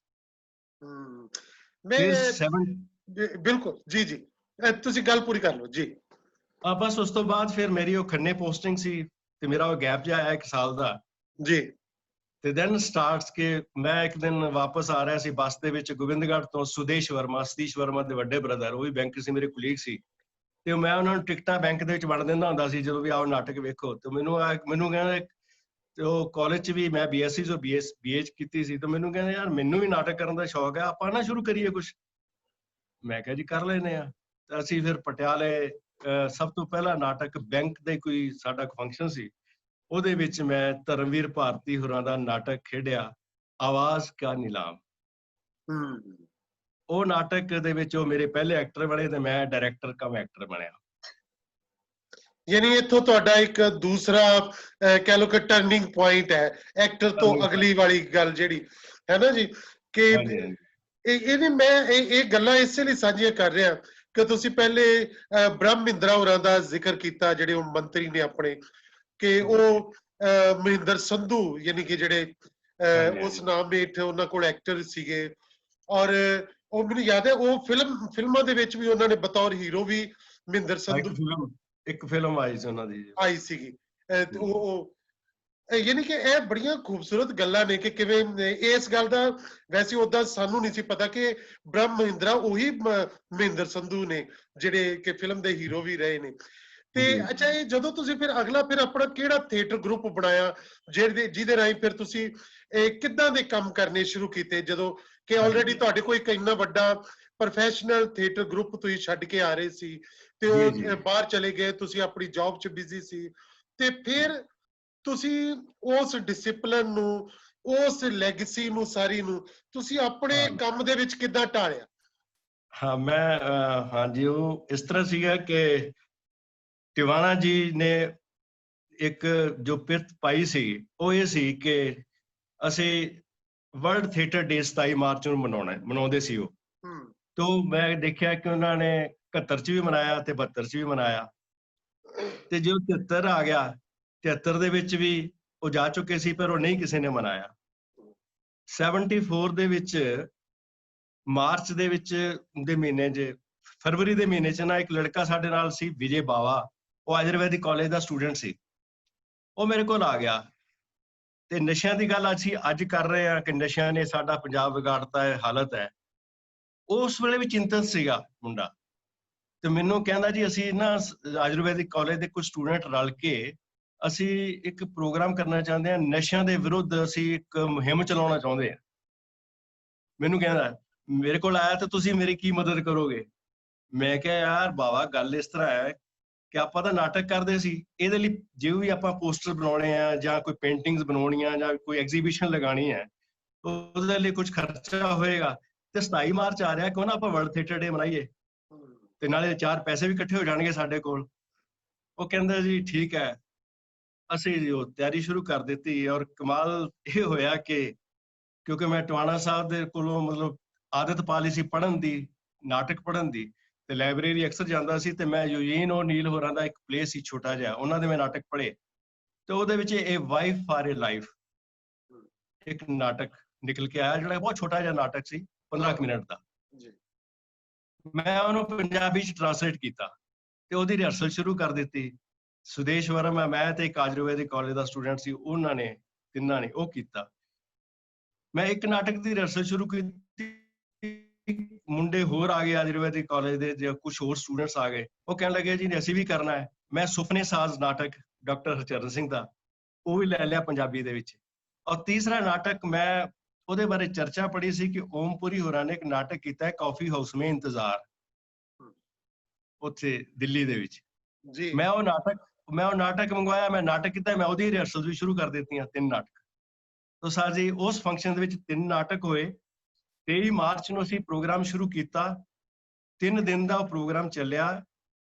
23 ਨੂੰ ਅਸੀਂ ਐਗਜ਼ੀਬਿਸ਼ਨ ਲਗਾਈ ਨਸ਼ਿਆਂ ਦੇ ਉੱਤੇ।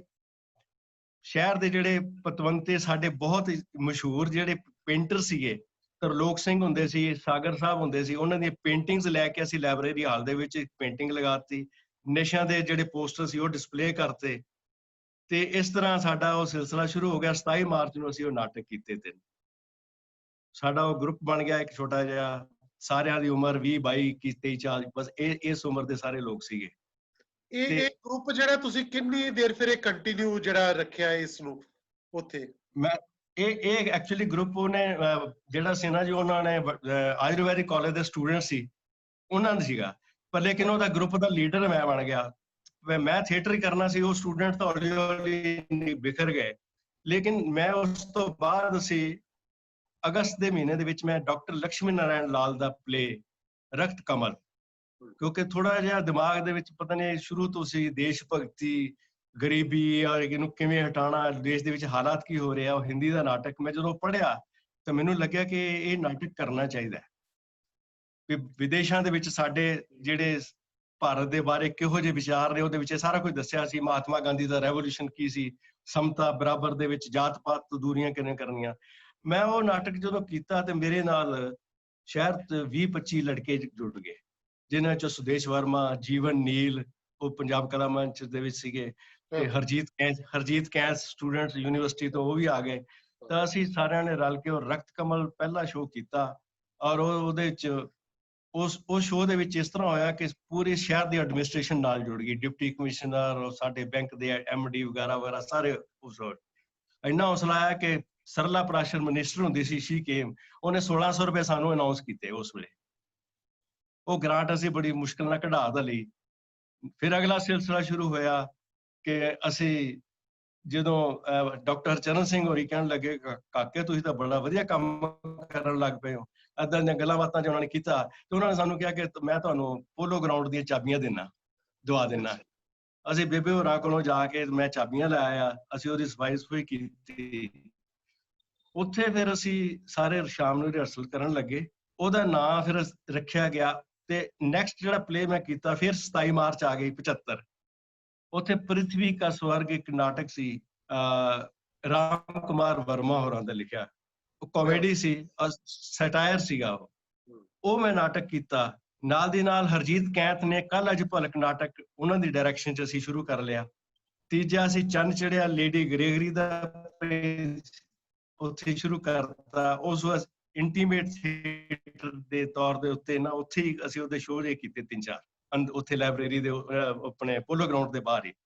ਬਸ ਫਿਰ ਵਨ ਫਾਈਨ ਈਵਨਿੰਗ ਇਨ ਦਾ ਮੀਨ ਟਾਈਮ ਉਧਰੋਂ ਮੈਨੂੰ ਖਬਰ ਆਉਂਦੀ ਰਹਿੰਦੀ ਸੀ, ਮੁੰਡ ਬੱਗਨ ਔਰ ਇਹਨਾਂ ਦਾ ਕੋਈ ਚਿੱਠੀ ਪੱਤਰੀ ਦੇ ਨਾਲ, ਟੈਲੀਫੋਨ ਤਾਂ ਹੁੰਦੇ ਨਹੀਂ ਸੀ, ਤਾਂ ਉਹਨਾਂ ਦਾ ਆਇਆ ਕਿ ਅਸੀਂ ਇਸ ਤਰ੍ਹਾਂ ਨਾਟਕ ਕੀਤੇ ਆ। ਤੇ ਉਹਨਾਂ ਨੇ ਉੱਥੇ ਉਸ ਵੇਲੇ ਕਣਕ ਦੀ ਬੱਲੀ ਕੀਤਾ। ਫਿਰ ਇਹ ਵੀ ਪਤਾ ਲੱਗ ਗਿਆ ਕਿ ਉਹ ਕੁਛ ਆਪਸ ਵਿੱਚ ਡਿਫਰੈਂਸਸ ਹੋ ਗਿਆ, ਯੋਗਰਾਜ ਸੇਠਾ, ਮੁੰਡ ਬੱਗਨ ਤੇ ਜਿਹੜੇ 3 ਐਕਟਰ ਹੈ ਉਹ ਅਲੱਗ ਹੋ ਗਏ। ਉਹਨਾਂ ਨੇ ਉੱਥੇ ਫਿਰ ਲੋਹਾ ਕੁੱਟ ਕੀਤਾ ਨਾਟਕ ਵੈਂਕੂਵਰ ਦੇ ਵਿੱਚ, ਤੇ ਵਤਨੋਂ ਦੂਰ ਰਿਕਾਰਡ ਪ੍ਰੋਡਕਸ਼ਨ ਬਣੀ। ਉਹਨਾਂ ਦੇ ਨਾਲ ਰਲ ਕੇ ਉਹ ਲੋਕ ਸੀਗੇ ਬਹੁਤ ਸਾਰੇ, ਉਹਨਾਂ ਦੇ ਨਾਲ ਜੁੜੇ। ਉਹ ਵਾਪਸ ਆ ਗਏ। ਜਦੋਂ ਵਾਪਸ ਆ ਗਏ ਤੇ ਹੁਣ ਟਵਾਣਾ ਸਾਹਿਬ ਇੱਕ ਦਿਨ ਸ਼ਾਮ ਨੂੰ ਅਸੀਂ ਬੈਠੇ ਸੀ, ਉਹ ਵੀ ਆ ਗਏ। ਬਸ ਉਹਨਾਂ ਨੇ ਆਂਦੇ ਮਿਲੇ, ਕਹਿੰਦੇ ਯਾਰ ਮੈਨੂੰ ਪਤਾ ਲੱਗਿਆ, ਜੱਫੀ ਜੁੱਫੀ ਪਾਈ, ਬਹੁਤ ਕੁਛ ਉਹਨਾਂ ਨੇ ਕਿਹਾ, ਕਹਿੰਦੇ ਕਾਕਾ ਤੂੰ ਬਹੁਤ ਵਧੀਆ ਕੰਮ ਕੀਤਾ ਮਤਲਬ ਇਸ ਤਰ੍ਹਾਂ। ਔਰ ਮੈਂ ਹੁਣ ਪ੍ਰੋਫੈਸ਼ਨਲ ਥੀਏਟਰ ਕਰਨਾ ਹੈ ਤੇ ਪੰਜਾਬ ਕਲਾ ਮੰਚ ਤੂੰ ਸੰਭਾਲ, ਤੂੰ ਚਲਾ ਇਹਨੂੰ। ਮੈਂ ਕਿਹਾ ਕੋਈ ਗੱਲ ਨਹੀਂ, ਜਿਸ ਤਰ੍ਹਾਂ ਤੁਸੀਂ ਕਹੋਗੇ ਉਦਾਂ ਚੱਲਦਾ ਰਹੇਗਾ, ਪਰ ਇਹ ਕਿ ਮੈਂ ਤਾਂ ਐਜ਼ ਏ ਅਮੇਚਰ ਆਰਟਿਸਟ ਕਰ ਸਕਦਾ, ਨੌਕਰੀ ਮੈਂ ਛੱਡ ਨਹੀਂ ਸਕਦਾ, ਇਹੋ ਜਿਹਾ ਕੋਈ ਰਿਸਕ ਨਹੀਂ ਲੈਣਾ, ਤੇ ਅਸੀਂ ਕਰਦਾ ਰਹੂੰਗਾ। ਪਰ ਉਹ ਇਸ ਤਰ੍ਹਾਂ ਹੋਇਆ ਕਿ ਵਿੱਚੇ ਕੁਛ ਇੱਧਰ ਉੱਧਰ ਭਟਕ ਗਏ ਲੜਕੇ ਨਾ ਵਿੱਚ। ਹਰਜੀਤ ਕੈਂਥ ਵੀ ਥੋੜਾ ਜਿਹਾ ਹੋ ਗਿਆ ਕਿ ਮੈਨੂੰ ਤਾਂ ਚਾਬੀਆਂ ਹਰਚਰਨ ਸਿੰਘ ਨੇ ਦਿੱਤੀਆਂ, ਡਾਕਟਰ ਸਾਹਿਬ ਨੇ ਦਿੱਤੀਆਂ, ਇਹ ਕੌਣ ਹੁੰਦੇ ਆ, ਕਿੱਥੋਂ ਆ ਗਏ? ਮੈਂ ਕਿਹਾ ਕਿੱਥੋਂ ਆ ਗਏ, ਇਹ ਬਾਪ ਹੈ ਸਾਡਾ, ਇਹ ਆ ਗਿਆ, ਤੇ ਇਹ ਆਪਾਂ ਇਹਨਾਂ ਨੂੰ ਮਨਾ ਥੋੜੀ ਕਰ ਸਕਦੇ ਆ, ਤੁਸੀਂ ਕਰਨਾ ਨਹੀਂ, ਆਪਾਂ ਰਲ ਕੇ। ਪਰ ਮੈਂ ਤੁਹਾਨੂੰ ਦੱਸਦਾ ਕਿ ਮੈਂ ਡਿਸੀਜਨ ਲੈ ਲਿਆ ਕਿ ਮੈਂ ਟਵਾਣਾ ਸਾਹਿਬ ਨੂੰ ਮਾਫੀ ਮੰਗ ਲਾਂਗਾ ਕਿ ਮੈਂ ਇੱਥੇ ਨਹੀਂ ਕਰਾਂਗਾ, ਮੈਂ ਆਪਣਾ ਵੱਖਰਾ ਗਰੁੱਪ ਬਣਾ ਕੇ ਕੰਮ ਕਰਾਂਗਾ। ਪਰ ਉਹ ਥੋੜਾ ਜਿਹਾ ਅੜੇ ਰਹੇ। ਮੈਂ ਕਿਹਾ ਕੋਈ ਨਹੀਂ, ਇੱਕ ਦੋ ਨੂੰ ਸਮਝਾਇਆ, ਫਿਰ ਮੈਂ ਉਹਨਾਂ ਤੋਂ ਚਾਬੀਆਂ ਲੈ ਕੇ ਟਵਾਣਾ ਸਾਹਿਬ ਨੂੰ ਦੇ ਆਇਆ। ਥੋੜੇ ਨਾਰਾਜ਼ ਮੇਰੇ ਨਾਲ ਹੋ ਗਏ ਕਾਫੀ ਇਸ ਗੱਲ ਤੋਂ ਵੀ ਯਾਰ ਤੁਸੀਂ ਕਿਹੋ ਜਿਹੇ ਬੰਦੇ ਆ। ਪਰ ਵਿੱਚੋਂ ਕੁਝ ਬੰਦੇ ਸੀ ਜਿਹੜੇ ਜਾ ਕੇ ਗਲਤ ਉਹਨਾਂ ਨੂੰ ਕੋਈ ਇਨਫੋਰਮੇਸ਼ਨ ਦਿੱਤੀ ਉਹਨਾਂ ਨੇ ਮੇਰੇ ਬਾਰੇ। ਪਰ ਮੈਂ ਉਹਨਾਂ ਨੂੰ ਫਿਰ ਜਾ ਕੇ ਸਾਰੇ ਐਕਸਪਲੇਨ ਕੀਤੀ ਕਿ ਨਹੀਂ ਟਵਾਣਾ ਸਾਹਿਬ, ਮੈਂ ਇਸ ਤਰ੍ਹਾਂ ਕਰਾਂਗਾ ਔਰ ਤੁਹਾਡੇ ਆਸ਼ੀਰਵਾਦ ਨਾਲ ਥੀਏਟਰ ਕਰਦਾ ਹੀ ਰਹੂੰਗਾ। ਦੈਨ ਅਸੀਂ ਇੱਕ ਪੰਜਾਬ ਨਾਟਸ਼ਾਲਾ ਨਾਂ ਦਾ ਮੈਂ ਗਰੁੱਪ ਬਣਾਇਆ। ਮੈਂ ਇਹ ਪੁੱਛਣ ਹੀ ਲੱਗਾ ਸੀ ਕਿਉਂਕਿ ਮੈਂ ਇਹਦਾ ਜ਼ਿਕਰ ਪੜਿਆ ਸੀ ਇੱਕ ਕਿਤਾਬ ਦੇ ਵਿੱਚ, ਮੇਰਾ ਖਿਆਲ ਹਿੰਦ ਦੀ ਚਾਦਰ, ਉਹਦੇ ਵਿੱਚ ਤੁਹਾਡੀ ਡਾਇਰੈਕਸ਼ਨ ਹੇਠ ਉਹ ਪਲੇ ਹੋਇਆ ਸੀ 75 ਦੇ ਵਿੱਚ, ਆਈ ਥਿੰਕ ਉਹ ਜੀ ਜੀ ਜੀ ਜੀ, ਤੇ ਉਹਦੇ ਵਿੱਚ ਉਹ ਪੰਜਾਬ ਨਾਟਸ਼ਾਲਾ ਵੱਲੋਂ ਹੋਇਆ ਸੀ। ਹਾਂ, ਉਹ ਪੰਜਾਬ ਨਾਟਸ਼ਾਲਾ ਨਾਂ ਦਾ ਗਰੁੱਪ ਬਣਾਇਆ, ਜਿਹਦੇ ਵਿੱਚ ਅਸੀਂ ਸਾਰੇ ਜਿਹੜੇ ਕੁਝ ਲੋਕ ਜਿਹੜੇ ਮੇਰੇ ਨਾਲ ਆ ਗਏ, ਅਸੀਂ ਉਹ ਕੰਮ ਕੀਤਾ। ਤੇ ਯੋਗਰਾਜ ਸੇਠਾ ਜੀ ਨੂੰ ਇਹ ਕਿਉਂਕਿ ਆਏ ਸੀਗੇ ਤੇ ਉਹਨਾਂ ਨੂੰ ਮੈਂ ਕਿਹਾ ਹੈ ਤਾਂ ਤੁਸੀਂ ਮੇਰੇ ਤੋਂ ਬਹੁਤ ਸੀਨੀਅਰ, ਤੇ ਲੇਕਿਨ ਤੁਸੀਂ ਕੰਮ ਕਰੋਗੇ? ਕਹਿੰਦੇ ਕਿਉਂ ਨਹੀਂ ਕਰਾਂਗੇ। Then he played Aurangzeb. Mohun Bagan ਹੋਰਾਂ ਨੇ ਇੱਕ ਮੇਨ ਕਰੈਕਟਰ ਕੀਤਾ। ਭਾਰਤ ਭੂਸ਼ਣ ਵਰਮਾ ਜਿਹੜੇ ਅੱਜ ਕੱਲ੍ਹ ਵਾਈਸ ਪ੍ਰੈਜ਼ੀਡੈਂਟ ਅਸੀਂ, ਜਿਨ੍ਹਾਂ ਨੇ ਫਿਲਮ ਐਂਡ ਟੈਲੀਵਿਜ਼ਨ ਐਸੋਸੀਏਸ਼ਨ ਬਣਾਈ ਹੋਈ ਹੈ ਪੂਰੇ ਪੰਜਾਬ ਦੀ, ਉਹਦੇ ਵਾਈਸ ਪ੍ਰੈਜ਼ੀਡੈਂਟ ਨੇ, ਤੇ ਇਹਨਾਂ ਨੇ ਵੀ ਰੋਲ ਕੀਤਾ। ਤੇ ਅਸੀਂ ਫਿਰ ਉਹ ਨਾਟਕ ਹਿੰਦ ਦੀ ਚਾਦਰ, ਰਵਿੰਦਰ ਸਿੰਘ ਸੋਢੀ ਨੇ, ਉਹਨੂੰ ਮੈਂ ਕਿਹਾ ਕਿ ਤੂੰ ਨਾਟਕ ਲਿਖ। ਉਹ ਸਾਡੇ ਨਾਲ ਐਕਟ ਕਰਦਾ ਸੀਗਾ। ਉਹਨਾਂ ਨੇ ਫਿਰ ਨਾਟਕ ਲਿਖਿਆ। ਮੈਂ ਉਹਨੂੰ ₹1.25, ਮੈਨੂੰ ਯਾਦ ਹੈ, ਮੈਂ ₹1.25 ਉਹਨੂੰ ਸਾਈ ਦਿੱਤੀ ਔਰ ਉਹਨੇ ਉਹ ਨਾਟਕ ਲਿਖਿਆ। ਨਾਟਕ ਲਿਖ ਕੇ ਕਿ ਉਹਨੇ ਐਮਫਿਲ ਕਰ ਰਿਹਾ ਸੀਗਾ ਯੂਨੀਵਰਸਿਟੀ ਤੋਂ, ਮੈਨੂੰ ਕਹਿੰਦਾ ਮੈਂ ਡਾਕਟਰ ਚਰਨ ਸਿੰਘ ਦਾ ਸਟੂਡੈਂਟ ਆ। ਮੈਂ ਕਿਹਾ ਮੈਂ ਟਵਾਣਾ ਸਾਹਿਬ ਦਾ। ਉਹਨਾਂ ਨੇ ਅਨਾਉਂਸ ਕਰਤਾ ਹਿੰਦ ਦੀ ਚਾਦਰ, ਅਸੀਂ ਵੀ ਅਨਾਉਂਸ ਕਰਤਾ। ਅਸੀਂ ਆਪਣੇ ਲੈਵਲ ਤੇ 5-7 ਸ਼ੋਅ ਕੀਤੇ, ਲੇਕਿਨ ਉਹਨਾਂ ਨੇ ਫਿਰ ਪੂਰੀ ਰੈਪਰਟਰੀ ਬਣਾ ਕੇ, ਜਿਹਦੇ ਚ ਫਿਰ ਬਾਅਦ ਚ ਗੁਰਦਾਸ ਮਾਨ ਤੇ ਸਾਰੇ, ਜੀਵਨ ਨੀਲ ਵੀ ਨੌਕਰੀ ਛੱਡ ਕੇ ਬਾਅਦ ਚ ਭਟਕਦਾ ਹੀ ਰਿਹਾ। ਇਸ ਤਰ੍ਹਾਂ ਦੇ ਬਹੁਤ ਸਾਰੇ ਲੋਕ ਸੀ, ਉਹਨਾਂ ਨਾਲ ਗਏ। ਨਿਰਮਲ ਰਿਸ਼ੀ ਵੀ ਗਏ, ਗੁਰਦਾਸ ਮਾਨ ਵੀ ਆ ਗਿਆ ਆਪਣੀ ਲੈਕਚਰਸ਼ਿਪ ਛੱਡ ਕੇ। ਪਰ ਲੇਕਿਨ ਅਸੀਂ ਉਹ ਜਦੋਂ ਨਾਟਸ਼ਾਲਾ ਦੇ ਵੱਲੋਂ ਉਹ ਨਾਟਕ ਕੀਤਾ। ਫਿਰ ਮੈਂ ਇੱਕ ਹਮੀਦੁੱਲਾ ਦਾ ਨਾਟਕ ਉਲਝੀ ਆਕ੍ਰਿਤੀਆਂ, ਉਹ ਵੀ ਵੂਮਨ ਐਮਪਾਵਰਮੈਂਟ ਤੇ ਸੀ। ਹਮੀਦੁੱਲਾ ਸੀ ਰਾਜਸਥਾਨ ਦੇ ਇੱਕ ਬਹੁਤ ਵਧੀਆ ਨਾਟਕਕਾਰ। ਇਹ ਕਿਹੜਾ ਪਲੇ ਕਿਹੜਾ ਸੀ? ਉਲਝੀ ਆਕ੍ਰਿਤੀਆਂ। ਉਲਝੀ ਆਕ੍ਰਿਤੀਆਂ, ਓਕੇ। ਹਾਂਜੀ, ਉਹ ਬਹੁਤ ਵਧੀਆ ਨਾਟਕ ਸੀ, ਜਿਹੜਾ ਕਿ ਅੱਜ ਵੀ ਬਹੁਤ ਰੈਲੇਵੈਂਟ ਹੈ। ਜੋ ਕੁਝ ਉਦੋਂ ਹੋ ਰਿਹਾ ਸੀ ਪੂਰੇ ਦਫ਼ਤਰਾਂ ਦੇ ਵਿੱਚ, ਲੇਕਿਨ ਉਹਦਾ ਸੈਟਅਪ ਇਹ ਸੀ ਕਿ ਆਫਿਸਸ ਦੇ ਵਿੱਚ ਕੰਮ ਕਰਦੇ ਹੋਏ ਜੋ ਹੋ ਰਿਹਾ ਹੈ ਉਹ ਸਾਰੇ ਦੇਸ਼ ਨੂੰ ਰਿਫਲੈਕਟ ਕਰ ਰਿਹਾ ਸੀ। ਮੈਟਾਫਰਸ, ਓਕੇ। ਕਰਪਸ਼ਨ, ਸਪਰੈਸ਼ਨ, ਔਰਤਾਂ ਦਾ ਸ਼ੋਸ਼ਣ ਕਿਵੇਂ ਹੋ ਰਿਹਾ ਹੈ, ਮੰਤਰੀ ਕਿਵੇਂ ਕਰ ਰਹੇ ਨੇ, ਕਿਵੇਂ ਹੇਰਾਫੇਰੀ, ਕਿਵੇਂ ਬਿਲਡਿੰਗਾਂ ਗਿਰ ਰਹੀਆਂ ਨੇ, ਕਿਵੇਂ ਦਿੱਤੀਆਂ ਜਾ ਰਹੀਆਂ, ਇਹ ਸਾਰਾ ਇੱਕ ਪ੍ਰੋਸੈਸ। ਔਰ ਉਹਦੇ ਵਿੱਚ ਨਾਟਕ ਦੇ ਵਿੱਚ ਸਭ ਤੋਂ ਵੱਡੀ ਗੱਲ ਇਹ ਸੀ ਕਿ ਮੈਂ ਪੂਰੇ ਨਾਟਕ 1.5 ਘੰਟੇ ਦੇ ਨਾਟਕ ਵਿੱਚ 15 ਮਿੰਟ ਦਾ ਮੈਂ ਇੱਕ ਮਾਈਮ ਦਾ ਪੂਰਾ ਇੱਕ ਸੀਨ ਕ੍ਰੀਏਟ ਕੀਤਾ ਸੀਗਾ। ਔਰ ਇੱਕ ਲਾਈਟ ਐਂਡ ਸ਼ੈਡੋ ਨੇ ਪੂਰਾ ਇੱਕ ਉਹ ਬਣਾ ਕੇ ਨਾ ਜੀ, ਅਸੀਂ ਜਾਲਾ ਮਤਲਬ ਉਹਦਾ ਮੱਕੜੀ ਦਾ ਜਾਲਾ ਔਰ ਰਿਫਲੈਕਸ਼ਨ ਪਾ ਕੇ ਅਸੀਂ ਸਟੇਜ ਦੇ ਵਿੱਚ ਕੀਤਾ। ਉਹ ਅਜੇ ਤੱਕ ਮਤਲਬ ਲੋਕਾਂ ਦੇ ਯਾਦ ਹੈ ਵੀ ਅਸੀਂ ਕਿਵੇਂ ਸਾਰੇ ਉਲਝੇ ਹੋਏ ਆ, ਪੂਰਾ ਸਮਾਜ ਜਿਹੜਾ ਸਾਡਾ ਕਿਸ ਤਰ੍ਹਾਂ ਫਸਿਆ ਹੋਇਆ ਮੱਕੜੀ ਦੇ ਜਾਲੇ। ਉਹਦੇ ਚ IK ਸੰਧੂ ਵਾਈਸ ਚਾਂਸਲਰ ਜਿਹੜੇ ਸੀਗੇ, ਉਹ ਚੀਫ ਗੈਸਟ ਸੀ। ਉਹ ਮੇਰਾ ਲਗਾਤਾਰ 30 ਮਿੰਟ ਉਸ ਨਾਟਕ ਦੇ ਬਾਰੇ ਬੋਲੇ ਜੀ। ਇੰਨਾ ਹੌਸਲਾ ਆਇਆ। ਦੈਨ ਸ਼ੀ ਸੈਡ ਕਿ ਇਹ ਨਾਟਕ ਮੇਰੇ ਡਿਪਾਰਟਮੈਂਟ ਵੱਲੋਂ ਉੱਥੇ ਹੋ ਰਿਹਾ ਹੈ, ਸਾਡਾ ਇੱਕ ਯੰਗ ਡਾਇਰੈਕਟਰਸ ਥੀਏਟਰ ਵਰਕਸ਼ਾਪ 76 ਦੇ ਵਿੱਚ। ਉਹਦੇ ਵਿੱਚ ਇਹ ਨਾਟਕ ਤੁਸੀਂ ਖੇਡੋਗੇ ਆ ਕੇ। ਅਸੀਂ ਫਿਰ ਮੈਂ ਉੱਥੇ ਉਸ ਡਾਕਟਰ ਸੁਰਜੀਤ ਸਿੰਘ ਸੇਠੀ ਉਹਨਾਂ ਨੇ ਆਰਗੇਨਾਈਜ਼ ਕੀਤਾ ਸੀ। ਉਹਦੇ ਵਿੱਚ ਫਿਰ ਪਹਿਲੀ ਵਾਰੀ ਮੁਲਾਕਾਤ ਸਾਡੀ ਆਤਮਜੀਤ ਹੋਰਾਂ ਨੇ ਚਾਬੀਆਂ ਖੇਡਿਆ ਤੇ ਮੈਂ ਕੀਤਾ। ਫਿਰ ਉੱਥੇ ਸਾਨੂੰ ਫਿਰ ਮੁਲਾਕਾਤ ਹੋਈ ਆਪਣੇ ਹਬੀਬ ਤਨਵੀਰ ਹੋਰਾਂ ਨਾਲ। ਚਰਨਦਾਸ ਚੋਰ ਲੈ ਕੇ ਆਏ ਸੀ ਨਾਟਕ ਉਸ ਵਰਕਸ਼ਾਪ ਦੇ ਵਿੱਚ। ਤੇ ਇਸ ਤਰ੍ਹਾਂ ਹੌਸਲਾ ਜਿਹੜਾ ਨੇ ਬਹੁਤ ਵੱਧਦਾ ਗਿਆ। ਅਸੀਂ ਫਿਰ ਉਹ ਕੀਤਾ। ਫਿਰ ਮੈਂ ਹਿੰਦੀ ਦੇ ਕਾਫੀ ਨਾਟਕ ਕੀਤੇ, ਅਲੱਗ-ਅਲੱਗ ਰਾਹੇ। ਜਿਹੜਾ ਮੈਨੂੰ ਨਾਟਕ ਚੰਗਾ ਲੱਗਦਾ ਸੀ, ਉਹ ਲੱਗਦਾ ਸੀ ਇਹ ਸਮਾਜ ਨੂੰ ਕੋਈ ਸੇਧ ਦੇਗਾ, ਮੈਂ ਉਹ ਫੜ ਲੈਂਦਾ ਸੀ। ਇਹ ਤੁਸੀਂ ਬਹੁਤ ਹੀ ਆਪਣੀ ਕਰਮ ਭੂਮੀ ਫਿਰ ਪਟਿਆਲਾ ਹੀ ਰੱਖੀ।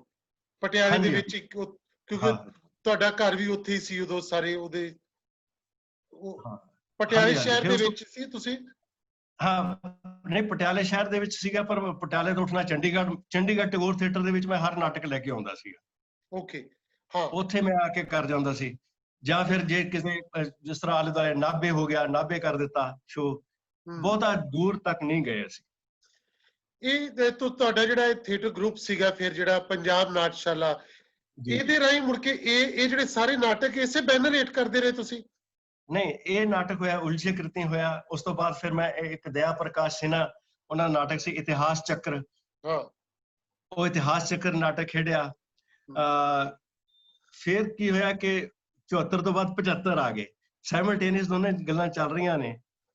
ਫਿਰ ਅਸੀਂ ਬੈਠੇ ਸਾਰੇ ਜਾਣੇ ਰਲ ਕੇ, ਯੋਗਰਾਜ ਸੇਠਾ ਜੀ ਉਹ ਮੈਨੂੰ ਕਹਿਣ ਲੱਗੇ ਕਿ ਜਗਜੀਤ ਆਪਾਂ ਹੁਣ ਕੁਝ ਹੋਰ ਕੰਮ ਕਰਨਾ ਹੈ। ਮੈਂ ਕਿਹਾ ਜ਼ਰੂਰ ਕਰੋ, ਤੁਸੀਂ ਸੀਨੀਅਰ ਹੋ, ਤੁਸੀਂ ਕਰੋ। ਉਹ ਕਹਿੰਦੇ ਜੀ ਆਪਾਂ ਕ੍ਰਿਸ਼ਨ ਦਿਵੇਦੀ ਹੋਰਾਂ ਨੂੰ ਪਲੇ ਕਰਨ ਵਾਸਤੇ ਬੁਲਾਉਣੇ ਆ। ਯੂਨੀਵਰਸਿਟੀ ਤੋਂ ਕ੍ਰਿਸ਼ਨ ਦਿਵੇਦੀ ਹੋਰਾਂ ਨੇ ਕੰਜੂਸ ਪਲੇ ਫੜਿਆ ਔਰ ਕਹਿੰਦੇ ਆਪਾਂ ਇਹਨੂੰ ਹੁਣ ਇੱਥੋਂ ਹਟ ਕੇ ਇਹਨੂੰ ਪੰਜਾਬ ਲੈਵਲ ਤੇ ਆਪਾਂ ਪ੍ਰੋਡਕਸ਼ਨ ਲੈ ਕੇ ਜਾਣੀ ਹੈ। ਤਾਂ ਅਸੀਂ ਤਿਆਰ ਕੀਤਾ ਨਾਟਕ ਕੰਜੂਸ। ਹਿੰਦੁਸਤਾਨੀ ਸੀ ਉਹ ਵੀ, ਹਿੰਦੁਸਤਾਨੀ ਵਾਲਾ ਕੀਤਾ, ਪੰਜਾਬੀ ਚ ਬਾਅਦ ਚ ਲੋਕਾਂ ਨੇ ਕੀਤਾ, ਫਿਰ ਦਿਵੇਦੀ ਸਾਹਿਬ ਨੇ ਬਾਅਦ ਟ੍ਰਾਂਸਲੇਟ ਕੀਤਾ ਸੀ ਉਹਨੂੰ। ਫਿਰ ਉਹ ਕੰਜੂਸ ਕੀਤਾ। ਕੰਜੂਸ ਦੇ ਅਸੀਂ ਫਿਰ ਪੂਰੇ ਪੰਜਾਬ ਦੇ ਵਿੱਚ ਨਾਟਕ ਵੱਖ-ਵੱਖ 15-16 ਸ਼ਹਿਰਾਂ ਦੇ ਵਿੱਚ ਨਾਟਕ ਉਹ ਕੀਤਾ। ਲੇਕਿਨ ਇੱਕ ਸ਼ਾਮ ਨੂੰ ਫਿਰ ਉਹੀ ਬੈਠ ਕੇ ਪਤਾ ਨਹੀਂ ਕੀ ਦਿਮਾਗ 'ਚ ਉਹਨਾਂ ਦੇ ਗੱਲ ਆਈ ਜਾਂ ਦਿਵੇਦੀ ਸਾਹਿਬ ਦੀ ਆਈ, ਉਹਨਾਂ ਨੇ ਕਿਹਾ ਕਿ ਜਾਂ ਆਪਾਂ ਕੋਈ ਨਵਾਂ ਨਾਂ ਨਾ ਰੱਖ ਲਈਏ। ਮੈਂ ਕਿਹਾ ਜੀ ਨਵਾਂ ਨਾਂ ਰੱਖ ਲਓ, ਕੋਈ ਦਿੱਕਤ ਨਹੀਂ, ਮੈਂ ਤਾਂ ਥੀਏਟਰ ਕਰਨਾ ਹੈ ਤੇ ਤੁਹਾਡੇ ਨਾਲ। ਦੈਨ ਉਹਨਾਂ ਨੇ ਕਿਹਾ ਕਿ ਇਹਦਾ ਨਾਂ ਰੰਗ ਦਰਪਣ ਕਰ ਦਿਓ। ਓਕੇ, ਗਰੁੱਪ ਦਾ ਨਾਮ ਰੰਗ ਦਰਪਣ ਬਣ ਗਿਆ। ਤੇ 75 ਅਸੀਂ ਫਿਰ ਪਹਿਲਾ ਨਾਟਕ ਤੇ ਨਾਲ ਕਹਿੰਦਾ ਤੂੰ ਨਾਟਸ਼ਾਲਾ ਨੂੰ ਵੀ ਆਪਣਾ ਕਰੀ ਚੱਲ, ਜਿਹੜੇ ਨਾਟਕ ਕਰਨੇ। ਮੈਂ ਫਿਰ ਇੱਕ ਡਾਕਟਰ ਸ਼੍ਰੀ ਲਾਲ ਸ਼ੁਕਲ ਦਾ ਰਾਗ ਦਰਬਾਰੀ ਨਾਵਲ ਹੈ, ਬਹੁਤ ਵੱਡਾ ਨਾਵਲ ਹੈ। ਮੇਰੇ ਉਹ ਦਿਮਾਗ 'ਚ ਗੱਲ ਆ ਗਈ ਤੇ ਮੈਂ ਉਹਦਾ ਇੱਕ ਟ੍ਰਾਂਸਲੇਸ਼ਨ ਪੜ੍ਹਿਆ ਸੀ ਹਿੰਦੀ ਦੇ ਵਿੱਚ, ਜਿਹਦੇ 'ਚ ਓਮਪੁਰੀ ਹੋਰਾਂ ਨੇ ਵੀ ਕੰਮ ਕੀਤਾ। ਫਿਰ ਤੇ ਮੈਂ ਜੋ ਸੋਢੀ ਸਾਹਿਬ ਨਾਲ ਗੱਲ ਕੀਤੀ, ਮੈਂ ਕਿਹਾ ਆਪਾਂ ਇਹਨੂੰ ਪੰਜਾਬੀ 'ਚ ਅਡੈਪਟ ਕਰਦੇ ਆ। ਤੇ ਮੈਂ ਤੇ ਰਵਿੰਦਰ ਸੋਢੀ ਹੋਰਾਂ ਨੇ ਰਲ ਕੇ ਉਹਨੂੰ ਰਾਗ ਦਰਬਾਰੀ ਨੂੰ ਪੰਜਾਬੀ 'ਚ ਅਡੈਪਟ ਕਰ ਲਿਆ। ਔਰ ਉਹ 'ਚ ਐਕਸਪੈਰੀਮੈਂਟਲ ਪਹਿਲੀ ਵਾਰੀ ਸੀ ਕਿ ਸਾਨੂੰ, ਆਈ ਵਾਜ਼ ਨੈਵਰ ਅਵੇਅਰ ਆਫ ਕਿ ਬ੍ਰੈਖਟ ਕੀ ਕਹਿੰਦਾ ਜਾਂ ਨਹੀਂ ਕਰਦਾ।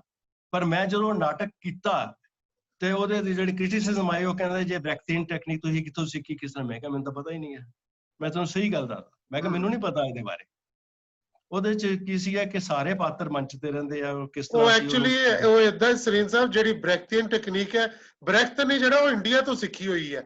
ਉਹ ਬਹੁਤ ਕੁਝ ਉਹ ਸਾਡੀ ਰਾਮਲੀਲਾ ਤੋਂ ਸਿੱਖਿਆ ਹੋਇਆ ਉਹਨੇ, ਤੇ ਉਹਨੂੰ ਬ੍ਰੈਖਟੀਅਨ ਬਣਾਇਆ ਤੇ ਉਹ ਵਾਪਸ ਫਿਰ ਸਾਡੇ ਕੋਲ ਆ ਗਿਆ।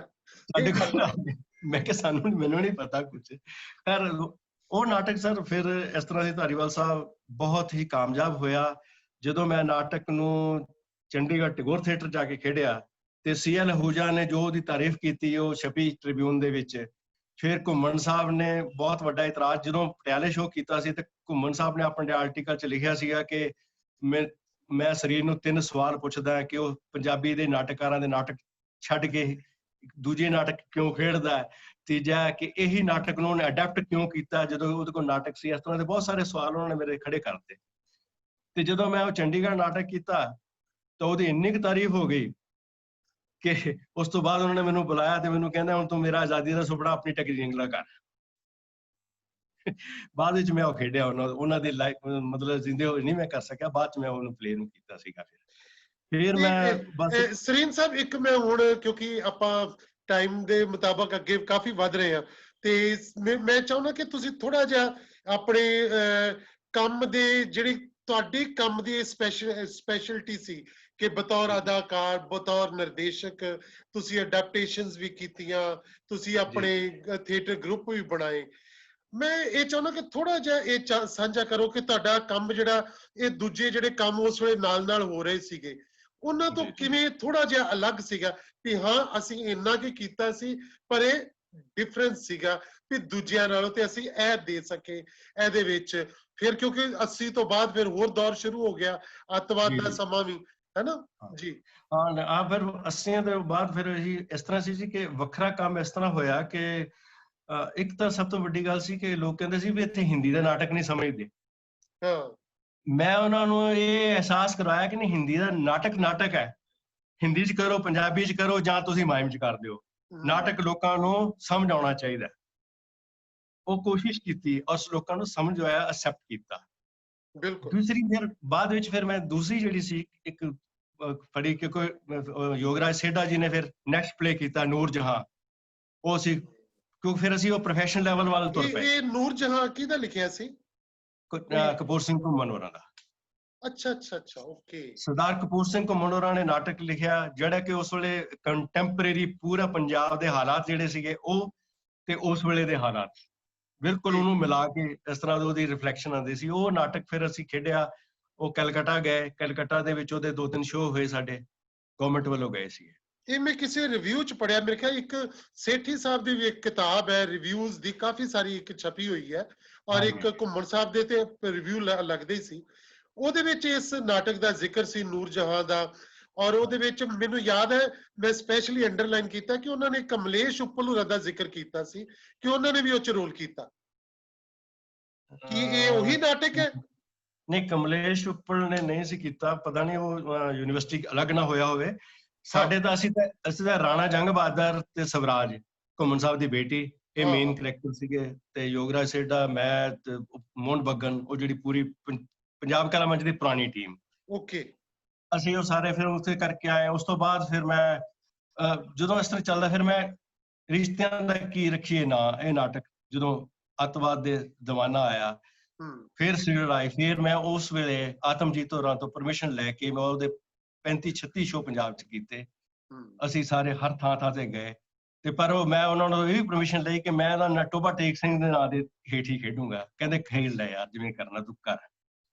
ਤਾਂ ਉਹ ਨਾਟਕ ਮੈਨੂੰ ਮੇਰੇ ਬਹੁਤ ਦਿਲ ਦੇ ਨੇੜੇ ਹੈ, ਜਿਸ 'ਚ ਮੈਂ ਖੁਦ ਬਚਨ ਸਿੰਘ ਦਾ ਰੋਲ ਕਰਦਾ ਸੀ, ਆਪ ਵਿਸ਼ਲ ਸਿੰਘ ਦਾ, ਤੇ ਉਹ ਕੀਤਾ। ਫਿਰ ਅਸੀਂ ਏਕਤਾ ਗਦਾ ਔਰ ਫਰਾਦਾਦ ਉਹ ਕੀਤਾ। ਲੋਕਾਂ ਨੂੰ ਮਤਲਬ ਇਹ ਸੀ ਜਿਹੜੇ ਸ਼ਹਿਰ ਦੇ ਵਿੱਚ ਹੋਰ ਲੋਕ ਰੰਗ ਮੰਡਲਾਂ ਕਰ ਰਹੇ ਸੀ, ਉਹਨਾਂ ਨੂੰ ਲੱਗਦਾ ਸੀ ਕਿ ਇਹ ਬੰਦੇ ਦਾ ਮਿਆਰ ਥੋੜਾ ਜਿਹਾ ਉੱਚਾ ਹੈ, ਕਿ ਉਹ ਇੱਕ ਕਾਰਨ ਸੀ ਕਿ ਇੱਕ ਟ੍ਰੇਨਡ ਬੰਦੇ ਤੋਂ ਟ੍ਰੇਨਿੰਗ ਲਈ ਸੀ। ਇਹ ਬਹੁਤ ਵੱਡਾ ਫਰਕ ਸੀਗਾ ਜੀ।